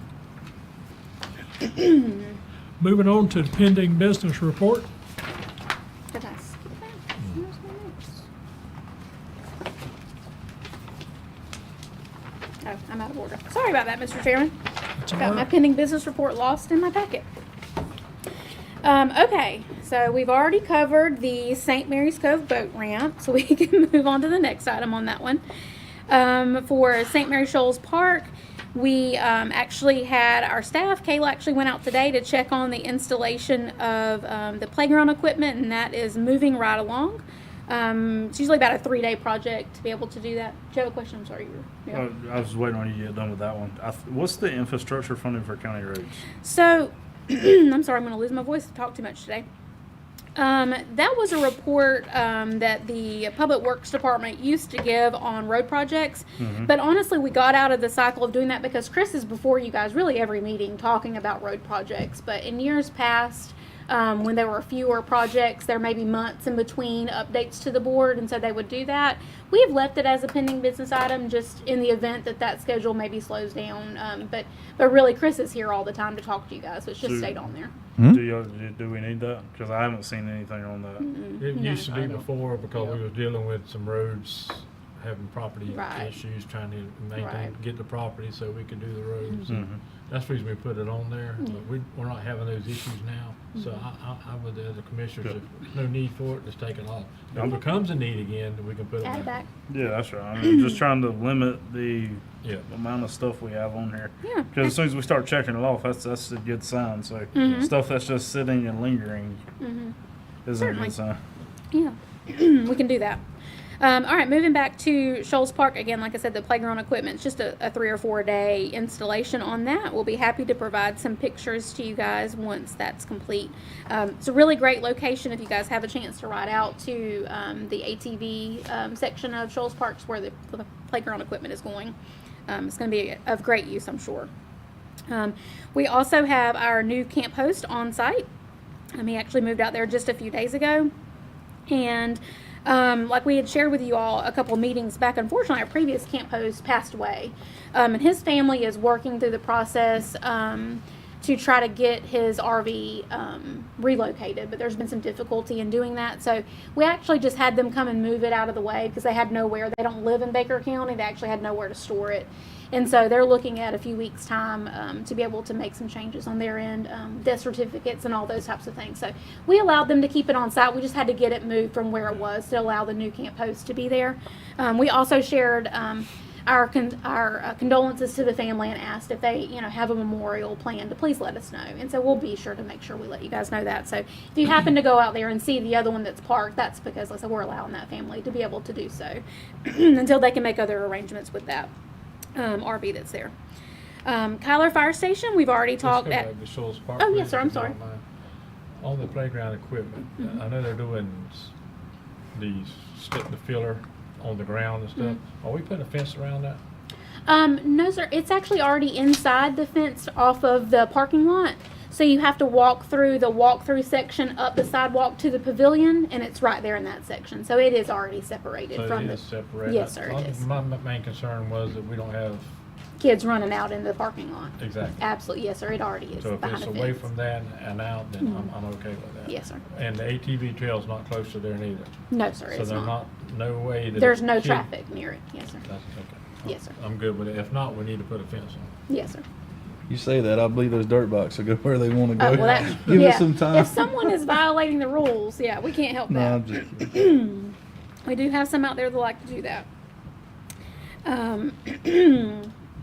The Kyler Fire Station, again, like I said, we've talked about the SAFER grant. Hopefully the county will be successful in receiving that. We'll receive that notification sometime in September of this year. At our last commission meeting, we talked at length about the mobile home process to be able to house those staff members. Again, we do have adequate funding in the ARPA account set aside to make that purchase, so that's not something that we need to discuss in upcoming budgets. You already have that allocated. Chief Blanton did meet with the building official and asked him all of those questions that we had talked about before. The ADA compliance, so the only thing that was questionable would be the installation of a ramp. The building official felt like that was probably needed. Otherwise, there were no other accommodations that needed no sprinkler systems, no wider doorways, no reinforced floor, none of that. Because it would specifically just be used for the housing, the sleeping quarters of those staff. All of the other business, the public business of that fire station will be conducted in the fire station. So there were none of those concerns. So Chief Blanton is working on all of the other items that you guys asked for about the actual purchase of the mobile home. So hopefully we'll have that back before you very soon. But again, all of those high level concerns we were worried about have been Preferably, we can have all that information in before we go Yes, into sir. budgets.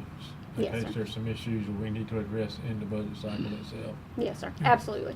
We can make sure. I actually have a text message right here from Chief Blanton, and he said he met with the building department. Requirements are minimal due to the station already having ADA facilities installed last year. Yeah. Right. Speaking specifically of the station. Right. And then, just the housing in the mobile home. As long as we got an ADA ramp going into the home, Right. the mobile home, Right. which should be good. Build time 30 to 45 days and install within 60 to 90 days.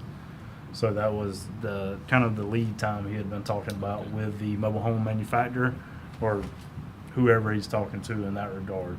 So, and that comes back to my concern of if we do go the route to house these two firefighters there, what point do we need to pull the trigger I mean, I think it's sooner rather than later, if that's the direction we're going, on pulling the trigger of the mobile home in order to have it there. That's why you don't want to get the ramp clarification, Mhm. so we'll know what kind of ramp we're looking at. Sure. And what specifications is, because we can go ahead and have that pre-engineered.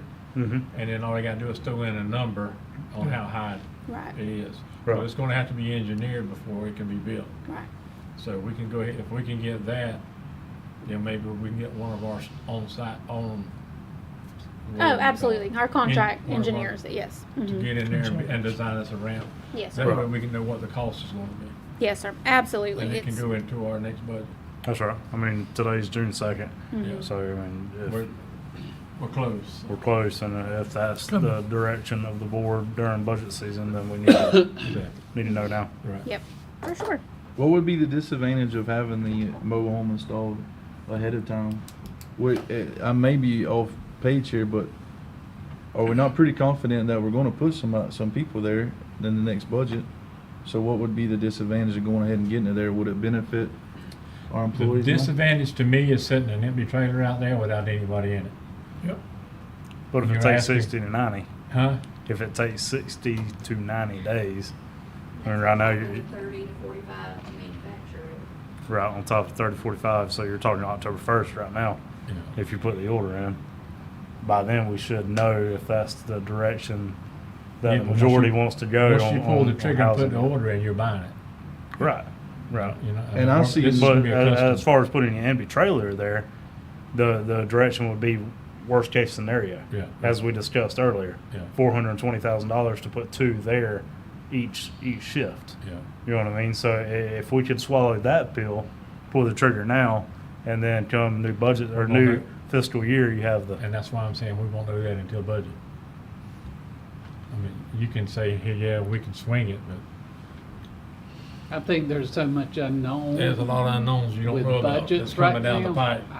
I would not feel comfortable doing that. I don't wanna hire Not at this somebody and time. turn around and lay them off. Yeah. Mhm. And if some of the stuff that's coming down the pipe comes down, it could come to that. Good. Because we're gonna be working with less than $3 million in our next budget cycle than we did this budget, Or more. or more. less than $3 million on our next budget cycle. 3 million less, yeah. Mhm. Yeah. I do have some information under county manager if you guys want to talk about what those reductions would look like. But Yeah, well, look at, I mean, I know where you're at and what you're wanting to do, but Mhm. Less than 3 million when we're putting 2.3 back a year for the past 5 on average. And So, that's I where mean, I'm at. I agree with you. I want to look at all the numbers, but right now, that's my, I mean, you see where my sights are pointed right now, you know what I mean? Knowing that over the past 5 years, we've done that, and we've told the citizens that we cannot do anything in the north end of the county due to not knowing our fund balances. And at this point, we do got an accurate description of it, and we need to, as a board, establish that threshold of what we're going to put into a reserve account and create that account. Agreed. And then going forward, what are we doing with that delta? Yeah, and You know what I mean? I've been That working delta- on the reserve account. Right. What we need to put in. Sure. But I just wanna make sure we don't get the cart ahead of the horse. Hmm. I don't wanna get a trailer out there and spend the money on that. Cause that can be, if we have to, and don't want to. My goal is to put firefighters in Cotton. Right. But also I got a realistic goal to work within the numbers that is given us to work with. And just like you said, yeah, we had that much money being put back in. Mhm. But the realistic goal is if you don't get any money and then you lose your ad valorem, then you're gonna add on top of that, you're gonna be in the hole Sure. right off the bat. Right in, I mean, you're digging yourself a hole. I'm Mhm. not in for digging myself a hole. Sure. So I agree with you. Right. We're doing it. I think we can plan it, and we're moving in the right direction. But just don't get the cart ahead of the horse. Well, let me make a suggestion. If we got constitutionals the first day, could we have fire and EMS first? Mhm.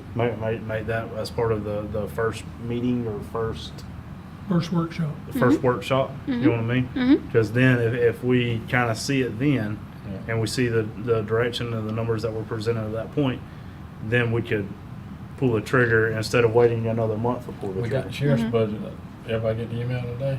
Did I get an email on sheriff's? Yeah, I sent it to you this morning. Okay. I got the Haven't seen email. that. Did you see, the request? Is it less than it was last year? Right. One thing too, I want to point out as part I of ain't that. saying he don't need it. Right. Right. I'm not. Mhm. I think he needs everything. I think every person that comes up here and requests something, don't ask because they don't need it. I've never said that. We're fixing to be in some tough decision making, and we're talking about adding 6 more employees because we got the money now. Next year, we might not have that money. And we gotta take care of what we already have, because this so-called trust fund that they said that they was gonna support, It's gone. gone, unfunded. But you're still required, this county is still required to provide a sheriff. It's still required for fire and rescue.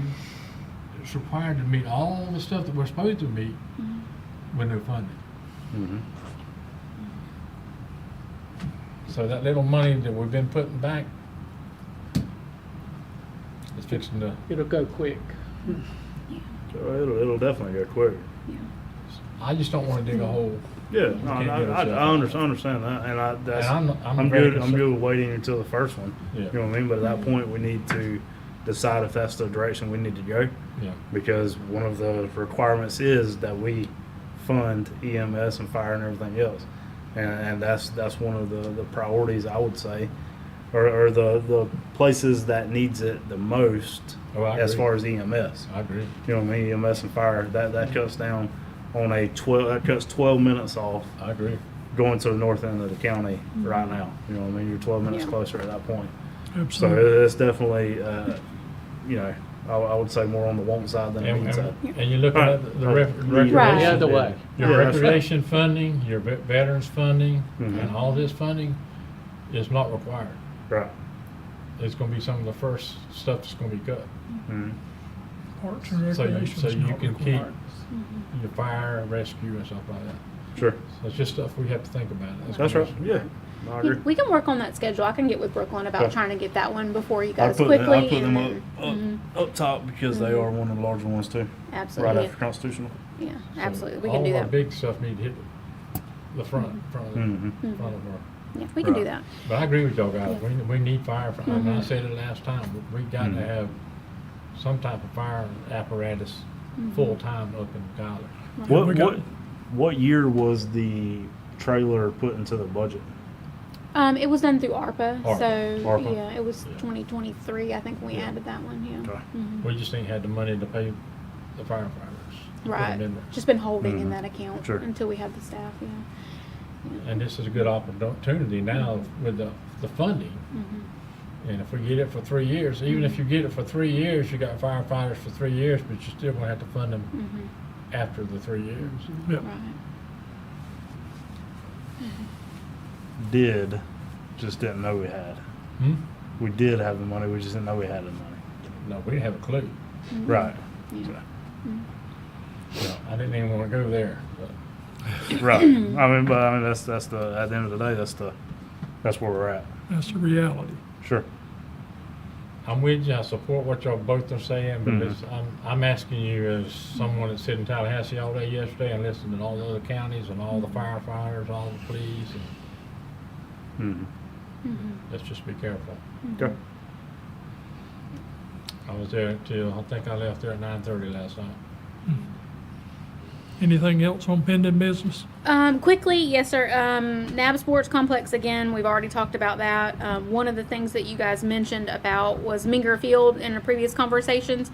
We actually know that TrueFi is wanting to make a donation to this project as well, and I think they'd actually made some comments about supporting Minger Field too. that's So right. that's one thing that we want to make sure we're working on as well. I didn't add that to our conversation the last time we talked about it. I had that wrote down to say as well. I forgot to mention it in the first one, Mm-hmm. but TrueFi definitely going to help out, whether it be Minger Field or Right. another, trying to figure out where's the best spot to allocate some money from them. Right.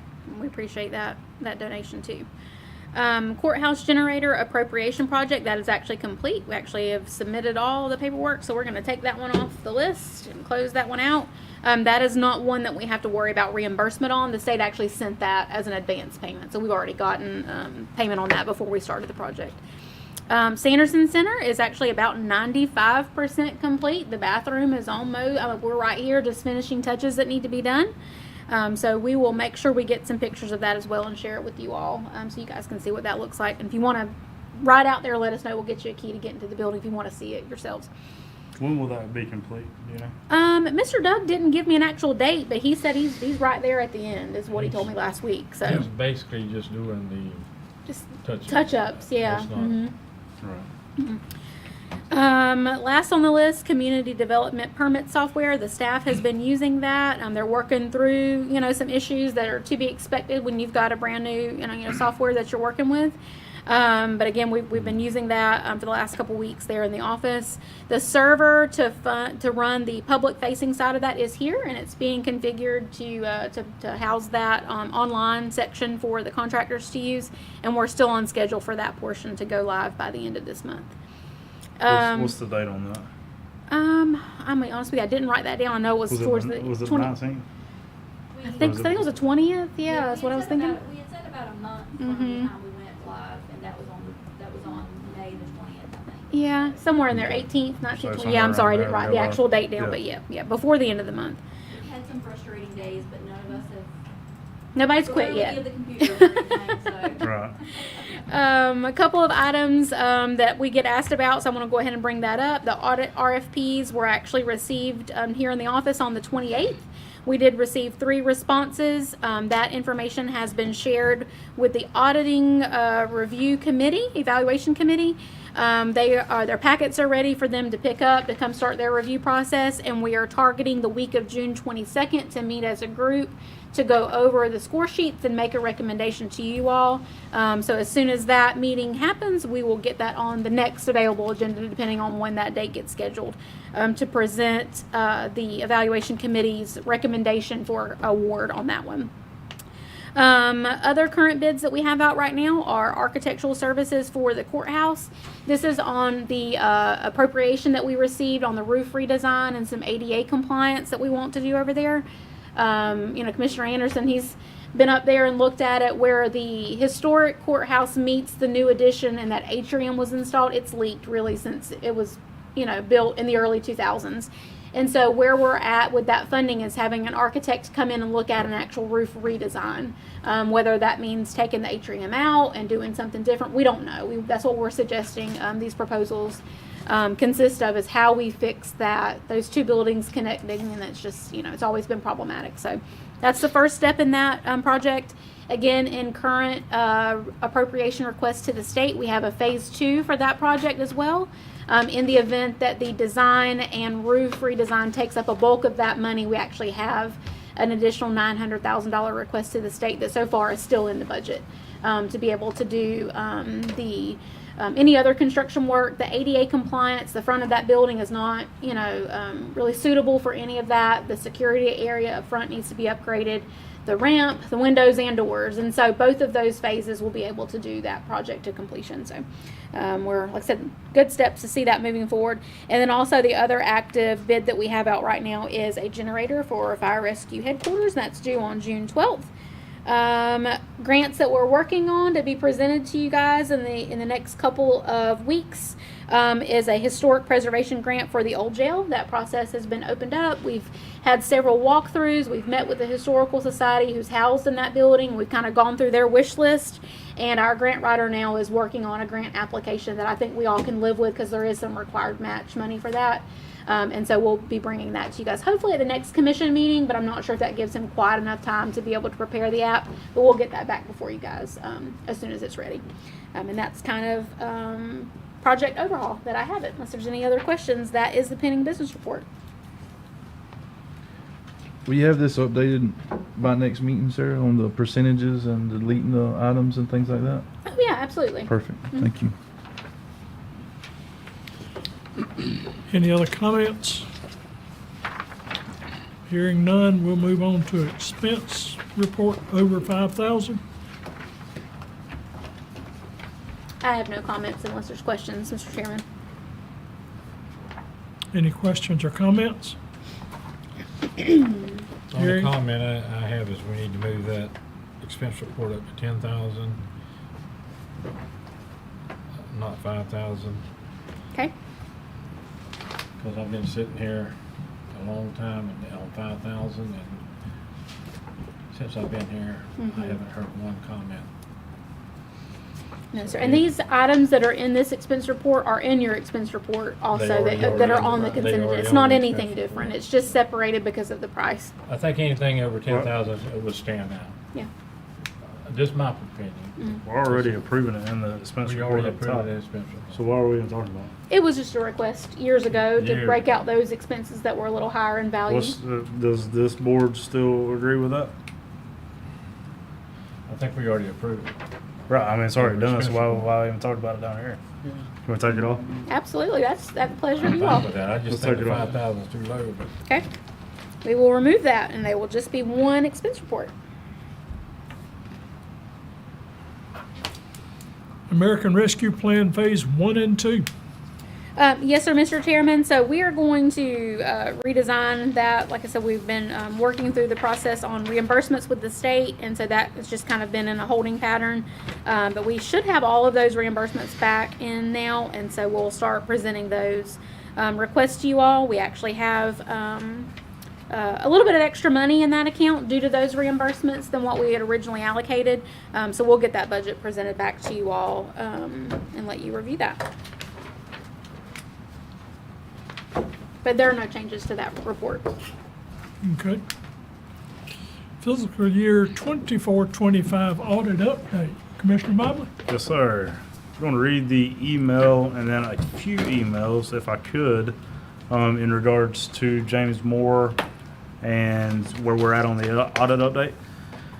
Right now, today, got an email from Allison Benton with James Moore. Good afternoon, all. Please see below for an update on the status of the audit. We remain on track to meet the deadline as all areas are progressing.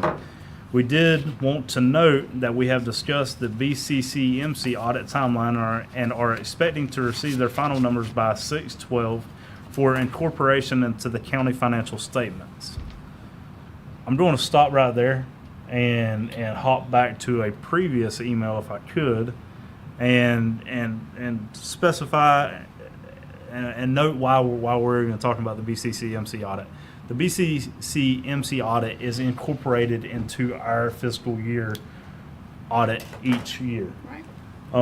They have to, their auditors are actually a local CPA firm who does their audit. They provide the numbers. It's an audited financial statement to James Moore. James Moore does nothing with the numbers because they're already audited numbers. They incorporate it into our financials Right. because we have to report it as a entity of Baker County.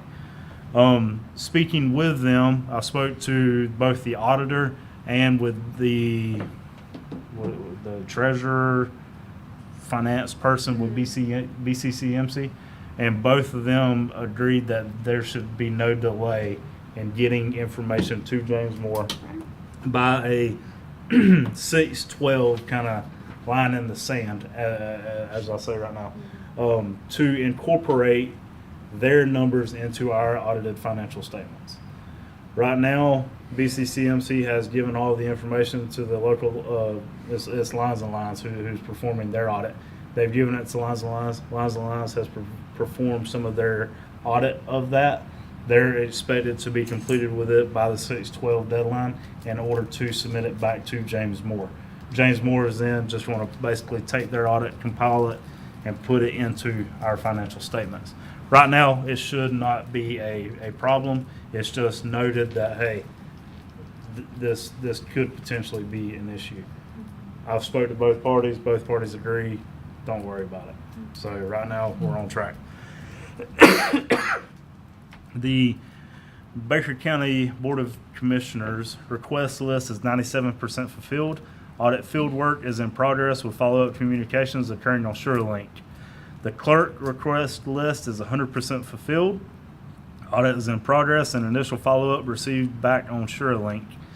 Sheriff's Office request list is 100% fulfilled. Audit is in progress and initial follow-up received back on SureLink as well. Supervisor of Election request list is 97% fulfilled as of today. Audit is in the review phase with minimal follow-up expected. I want to say in my previous one, that was 100%. They probably had a follow-up and knocked the percentage down. Property appraiser request list 100% fulfilled. Audit is in wrap-up stage. Tax collector request list is 100% fulfilled. Audit is in wrap-up. Please let us know if you have any questions. From where I'm seeing we're at right now, we're in a good spot to have this thing submitted to JLAC by 6:30. Pending, everything hits right now, but there's no signs right now that are waving a red flag saying that's not going to happen. So I've got confidence right now. We should push through the finish line at the end of this month. 6:30's closing in fast. 6:30 is closing in very fast.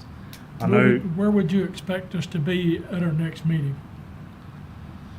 I had a meeting with Brooklyn this morning. CKH, I believe, is coming into town next week or the end of this week. I can't remember exactly what she said. They'll be here for almost 2 weeks, meeting with the clerk, finance team, and James Moore. So I expect a ton of stuff to happen then to close that gap and get us across the finish line. I'm hoping to report by the 15th. I think the 15th is our next meeting, if I'm correct. The 15th that we're right there at it, if not within that week, I'm hoping.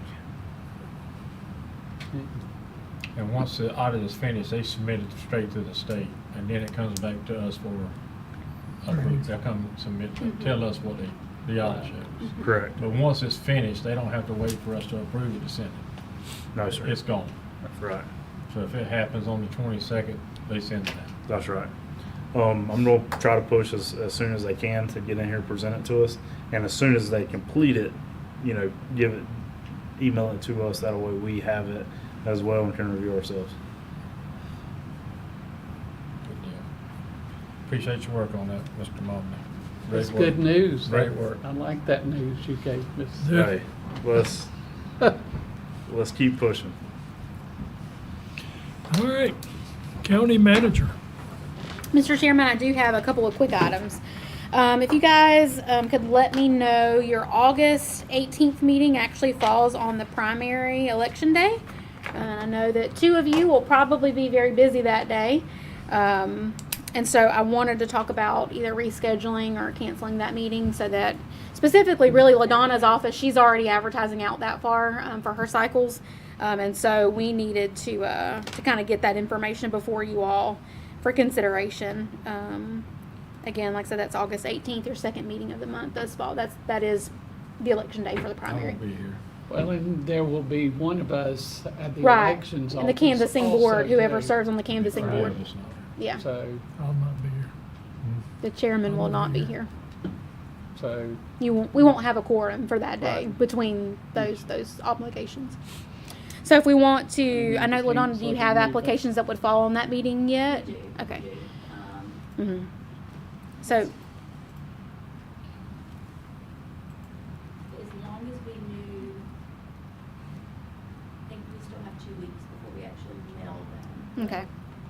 So if we wanted, if the pleasure of the board was to move the meeting, I mean, historically, we usually do the day before or the day after. We don't move it too far off cycle.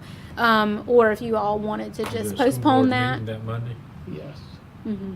So that would be a problem? If not, yeah, I mean, the agenda gets so long at the next meeting, it's really not worth it sometimes, especially you guys are gonna be deep in budget reviews and things like that in August also, so that would be a busy time to not have a second meeting of the month. So if August the 17th would work, we could do our best, to try to keep That's the a agenda school light. board School board meeting. That's on Monday. Mm-hmm, Monday is a school board meeting. yeah. That's The what only Can we I'm. meet on the same day? problem We You can't c- meet on the same day. You can meet on the same day, you can't adopt budgets on the same day or have budget hearings on the same day, but yes, you can meet on the same day. Monday would be the best day. And like I said, we can try to keep that agenda short because I know that, the three of you actually will, likely be busy on that Monday as well, but we can try to keep that meeting, a light agenda if that works for you all. I'm good with Monday. It's fine with me. Mm-hmm. Okay, all right, we will schedule and advertise then for August the 17th. And I did have one other item. I know we've already talked about this through the pending business report, but for anybody that may have been listening in that wasn't maybe familiar with what we were talking about. So the state of Florida, the Florida legislature has passed a property tax joint resolution, which means that the constitutional amendment will be on the November ballot. And this is the discussion about ad valorem taxes that we've been hearing and what those homestead exemptions may look like. Like Commissioner Anderson alluded to, it's very concerning. The anticipated loss of revenue to Baker County at this point, sorry, I've got my papers out of order, is in the first year about $3 million. In the second year, it's $4.6 million estimated loss of revenue to the county. We actually got an email this afternoon. You all probably received it as well. From the Florida Association of Counties, and honestly, I think it summarizes up where we're at. And if you guys don't mind, it's very brief, but if it's okay with you all, I'd like to just kind of read the text of this email. To me, like I said, I think it was a very good, just concise summary of where we are as a state. So this is the update again from the Florida Association of Counties. Again, we appreciate Miss Denise being here. She is in Tallahassee and lives, eats, and breathes this every single day, so she's very much I feel sorry concerned, for her. like we are. The Florida legislature has passed the property tax joint resolution, sending the constitutional amendment directly to the November 2026 ballot. The amendment Floridians will be asked to consider is meaningfully different from the proposal that arrived mere days ago. 3 changes are worth noting. So the state trust fund is out. The original proposal included a state-administered trust fund to issue grants back to counties to cover services property taxes pay for today. The House and Senate removed that language during the session, with sponsors acknowledging the trust fund had no dedicated funding source. The inclusion of a state-administered backfill is no longer part of what voters will see on the ballot. Core services have been redefined. The original proposal restricted remaining property tax revenue to a narrow list of core services that left out elections, courts, tax collectors, property appraisers, and other constitutional officers counties are still legally required to fund. The revised definition covers the work counties are already doing. Want to put a caveat there that even though those were included, there is a list of services that are excluded that we will no longer have the funding for. Anything that is not statutorily required would be considered, like we mentioned, parks and recreation, library, animal control. veteran services, maintenance departments. Honestly, with first responders are really the only ones that you would even be eligible to consider, and the only other statutorily required service of the county is animal control because it's public safety. So it's very concerning. School districts were carved out. The original proposal applied the new homestead exemption to all property tax levies, including school district taxes. So I know that the school district's breathing a little sigh of relief from that. However, they're still just as concerned as the rest of us are. These changes are real. They reflect a week of pointed engagement from FAC members, county leaders, constitutional officers, and Floridians who picked up the phone or sent out an email to have their voice heard. Thank you all for your hard work. It's not the end of the conversation, but the beginning of a new one. The amendment still phases out homestead property taxes on a legislatively determined schedule. Counties remain legally required to deliver the services those dollars fund today. County leaders should be talking publicly about what local property taxes fund in their communities and what is at stake if those dollars go away. Floridians benefit from the services property taxes fund, and they deserve a clear-eyed accounting of what this proposal does and does not do from the people who deliver those services every day. So with that being said, we at a staff level will begin working on what your budget would look like and what we would be able to fund should this pass. I, as a taxpayer, as a property owner, I understand the public's perception of this not having ad valorem taxes. I can completely understand that. But we have to accept that should that pass, your government services will be drastically reduced or non-existent in some counties. And so with that, let's keep that in mind on if we vote for it and we approve it as taxpayers, you may not have a motor grader come back down your road again. You might not have a park for your children to play at. You won't have a library to go to. You won't have a veteran services officer. So all of those things, I don't mean to be, negative, but there's no other way to present this from a staff level. This is very concerning. It's very concerning that at a state level that this made it through, that this was even considered to be talked about without a way for counties to even make up these differences or what the options may be. So it'll be detrimental to most counties in the state of Florida. In fact, I'd like to share that last bit of information. At a state level, the impact is estimated to be $6.3 billion loss in revenue to the state of Florida counties.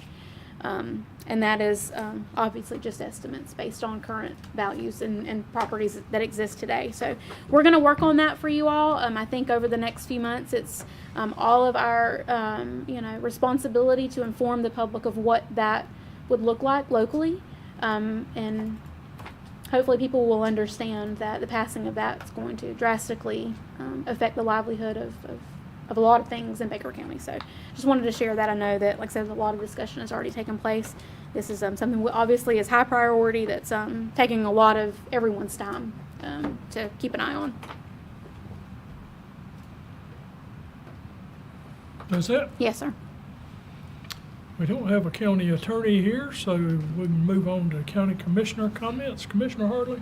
The only question I have is the Ag Center, it's all complete. Have they Yes, got sir. everything back to normal and everything's in the office and everything? Yes, sir. Okay, I just hadn't It had looks a great. chance to go by there. I wanted to make sure it was still done. Yes, sir. Very Construction is complete. Custodian is on staff. They're booking reservations. They've Good. they've been Yeah, pretty I booked knew that actually. they Yeah. were booking. Mhm. I just want to make sure they had the office stuff done. I know there was some doors or Yes, something sir. that The were- 4-H closet was the last thing. It was a small little Okay. walk-in closet you would think would be very quick project to complete, but that actually took the longest. But yes, sir, it is complete and everything is closed out.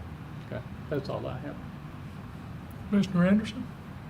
I think I've already discussed what I was going to discuss. I think public education is going to be very important. Absolutely. Very important, I agree. I agree with anyone that the public has the right to decide on a ballot what they want to do, and Mhm. that's not even what I'm talking about. What I'm talking about was what level of services do you want from your county? And that will be the decision they'll be making, is what level of service do you want? Do you want the services you have now? Are you ready for limited services, or, and then the what they was gonna put on the ballot was ridiculous. I mean, if you would have read the words that they had in there before some of the amendments was made, man, it's hard to believe that we live, trying to say this in a nice way, in a government in the state of Florida. I've always looked at the federal government as crazy. They come out in 72 hours with a bill And I called it the Pelosi bill. Because they wanted them to sign it and then see what was in it. They had 3 days to get this bill changed, amended, and passed today. Luckily, there were some good people that stood up and said, hey, we're not gonna pass it the way it is. And I thank them for that. They did listen. But they were saying in that they had a trust fund. My first question when I got to Tallahassee yesterday at 10 o'clock in the morning, where's the trust fund? How much money is in your trust fund? Where is it? Show me the amount. Trust me, was what I got. Yep. So they're asking me, not as a commissioner, as a citizen, to trust that they're gonna put money in this fund to take care of our needs. And that's what they're asking us to do now, is to trust them. And I'd rather trust myself. But it was eliminated. They took it out because they had no way to fund it. They got so much backlash from the people in the Capitol that they said, where's the money? How can you put it on a referendum for people to sign that you're going to supply the money? You have no funding source and you have no account. So they removed it. So that's one honest thing that they did. I could go through a list of things that they changed, and some of it good, some of it not so good. But my responsibility is this county. And I want to make sure that we provide every service that we can with the money that we have so that we don't lose any services.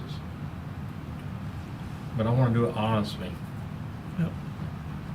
And not with some wish list or some trust fund that if we can't pay our, and this is what they were saying, if you can't pay your bills, we'll pay them for you.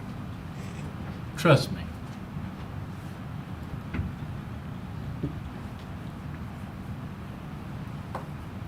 Half of the meeting I sit there and listen to senators bicker between each other. Broward, Dade County, Orange County, how crooked their government was in their counties. And this is why they wanted to put this bill out. So they're gonna make the whole state, every county in the state, go through this because they got crooked people in it. I'm thinking, why don't you just fix the crookedness in your county? Just because one person's crooked don't mean another one is. Fix what's broken and leave us out. But you have no idea what I listed. They would throw us in jail for some of the stuff that goes on in the state of Tallahassee. Yep.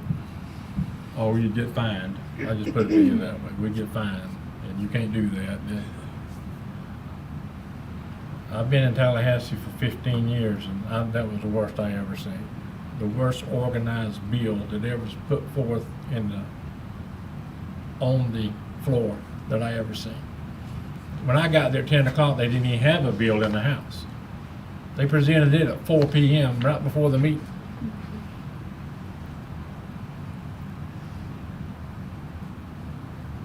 Can we do that kind of stuff? Could you see what the public would be in this room right now if we did that kind of stuff? And we would deserve it. Yes, you would. But all is good and God is good, and we're gonna make it through it because we got a good board here, and we're gonna do what we can to provide services to our community the best way we know how. And I got confidence in this board, so we're gonna make it.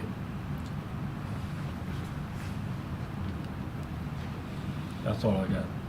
Commissioner Iverson? Only just a quick few things. I don't know, a couple months ago, we talked about implementing some sort of social media team for information to the public. Have we made any headway on that? Have we done that at all? Like, No, sir. I'm honestly, not we have sitting in my yet. chair pointing at y'all saying, hey, Yeah. this was y'all. I'm asking, I see on the community development, there's been about 3 posts that's called Fun Right. Fact Friday. Is that what the purpose behind that was? That's just something that I've just started doing, just the Fun Fact Friday and the monthly newsletter. That was just something Yeah. Cool. on my own I thought we needed. No, and I agree with The, you the, on the that. timing was coincidental, Yeah, I it- suppose. it- But yeah, yeah, it just absolutely. happened They have been doing a great job on social media. But no, honestly, we have not had any discussions. We've not put together that committee. From my perspective too, this is one of those topics that I'd like to see some decisions being made on the tourism strategic plan, like we talked about that marketing person. You know, depending on what way that pans out, that update is undergoing right now with North Star. And so that position, regardless of it being a county employee or a contract person, could serve what purpose you're asking for too. So some direction on what that person looks like would be helpful as well. But no, sir, we've not made any progress. So I on also that. had that idea, and I could be totally off on this, but didn't we say in that night of the meeting, whoever we hired to do the TDA stuff, the tour development, that they could not do this kind of stuff? They could not do the county, with Facebook, social media. No, I mean, it could be marketing and promotion of the county, even if you had to supplement their salary slightly with actual general fund revenue to say, okay, well, you know, 25% of your duties are just county related promotion that's not tourism related, right? But no, honestly, I mean, tourism, there's a lot that could be said about what marketing of Baker County could be. But it most certainly could be done by the same person. Like I said, you just may have to add a little to it from the general fund and not fully fund it from TDC money. Okay. I guess because the things that I want out there are the things that we see as issues within the citizens, and you know, for example, with the lawn care, two meetings ago, in my personal opinion, as soon as that meeting, you know, the next day, we should have posted those results and we should have let people see the facts. You follow what I'm saying? Maybe the board agrees with me, but that's what I was just curious. And because you had called it Fun Fact Friday, and so I wanted to make sure that we weren't hindering or binding ourselves to only Fridays posting something. That was just the idea behind that was just information specifically kind of to our department, things we get a lot of questions about. But it's not limited to that. If there's something that, you know. Well, let's just take a great example. You said that you would get us some pictures Mhm. about the on the Shoals Park. Right. Man, I think it'd be awesome to see those on Facebook tomorrow. Okay, let's when she went out there today, it would have been great to take some pictures of, hey, it's almost done, guys. You know, things like that, just letting people know. Whereas some people don't even know that we have, you know, the that going up at the Heritage or at the park. A short answer to that problem, honestly, Commissioner, is we need a person. Okay. Right now, the staff is just, there's no one that really has adequate time to be able to add that job duty onto what they're already doing. Everyone is wearing so many hats already that I just don't know we don't have a home for that, so to speak. But if that's something that the board sees as, you know, as a priority, I certainly think that it would be great to have that type of person as well. I think that would help prevent a lot of our phone calls and emails that we get or miscommunication in the public. But specifically, we need a person to be able to do that, at least on a part-time basis, that could sit in meetings with department heads and staff, you know, and hear all of that information and put it together. Because right now, without a person, even if we were to contract it out, someone on our end still has to gather all that information and get it to a contract person to then prepare it to put it on social media. And so that really doesn't solve our problem. That was really my focus on that, being a county staff member that could hear that information directly and specializes in those things and knows how to go on there and make it look appealing and, you know, all of that stuff. But really, to answer your question in the very simplest of terms, if we had the funding for a person, that problem would be easily solvable. But in the meantime, we can help supplement some Right. with what we're Okay. already doing. So I guess all I ask then, from your team and from the board is just the next couple weeks, let's just kind of brainstorm and see if we can come up with any of that. And I'd love to be a help. I honestly just try not to be too involved as far as stepping on you guys' toes. Right, we But I'm understand that. absolutely willing to come and to help any way I can if you'll just reach out to me. I'm not just trying to put more work on you girls. Yeah, You know we what I'm saying? understand that, absolutely. And so, but good job, LaDonna, on what you are doing. Like I said, if you guys wanna share specifically the topics that you want us to push that information out for, we don't mind. Okay. We don't mind doing that, just share with us specifically what topics you want us to push out there. So another thing we haven't really even talked about it a whole lot, other than that we really didn't want to that we didn't support the data centers, but I guess data centers in my field is something that I'm close to, something that that interests me. I guess I would like to see that we as a board, as a team, have a conversation on, because luckily we don't have a data center that's knocking on our door right now. But with our land and our available land, I feel like it's just a matter of time. So just taking, I guess, a play from Nassau County's playbook, I would like to see if we may want to discuss a moratorium or just have some discussions while we still can about a data center. So Mr. Commando was greatly concerned about what you all were legally allowed to do with those data centers. And I'm not sure if you were, yeah, you should, I would say it might have been before you were appointed to the board, but no, it would have been after. So I would ask you to go back and read that because of the state review, and there are some preemption laws.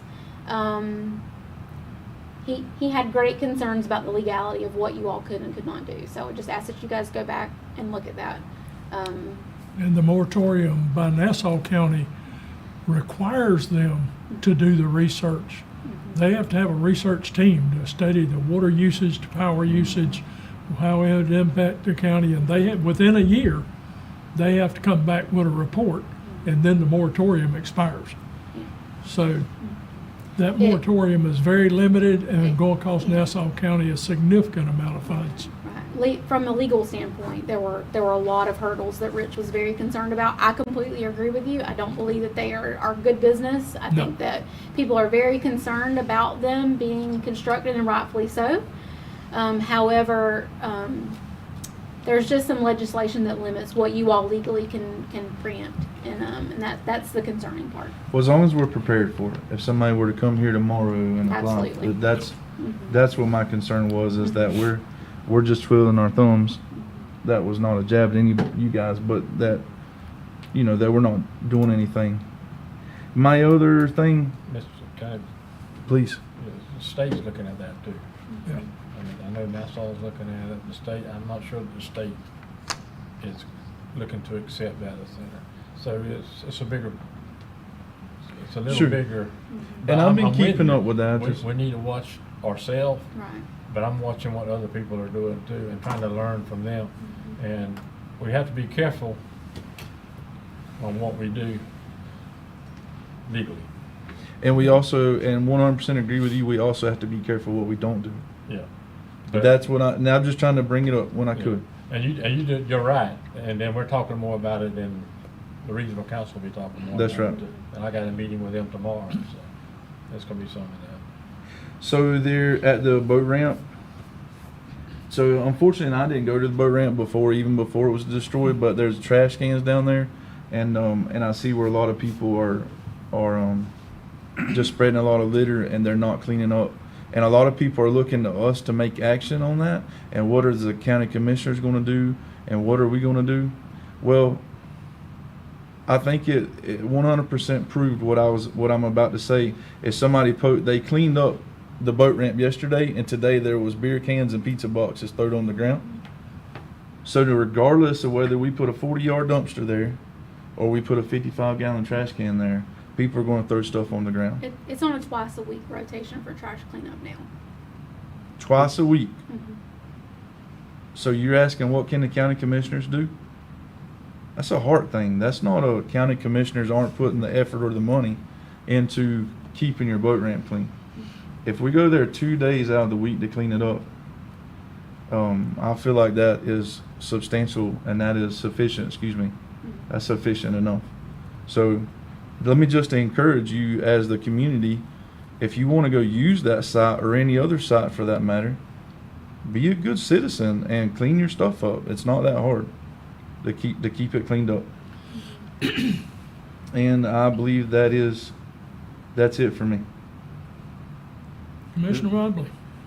Right now, is that facility open or closed? The facility itself is closed. You can But, still I mean- access the parking lot. Yeah, we're talking about a parking lot right now, which is because that's been a topic of conversation every time.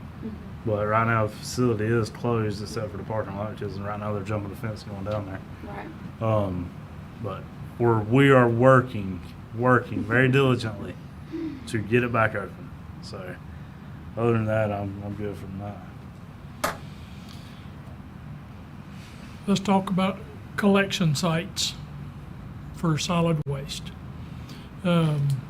We've had the same company serving the collection sites for almost 30 years. They have encountered confrontations at collection sites, people being overly aggressive about the rules at the collection site are posted at the gate of every collection site. They're largely ignored. If the collection attendant objects, they get chewed up, cussed at, threatened by the public. So that company is now wants us to put it out for bids. They don't even know if they'll bid on it again because it's just got impossible to service. And I'm not talking about everybody that pulls up to a collection site. I'm talking about a very few that makes it difficult for the rest of us to deal with. Those collection site people work some crazy hours and they do not get overtime. When you carry your trash up there the day after Christmas and you just got a truckload of trash, they're there. They're not getting paid overtime. They're not getting paid holiday pay. They're there. So we need to stop and think about what those rules are, define them clearly, what hours we want at collection sites, and if we have to go out to bid it again, it's going to cost significantly more money. It probably should cost us significantly more money for the services that we have had, but we've been blessed. That company has taken it on at very thin profit margins just as a service to the county. It's a big deal. It's a big deal for it to go out to bid.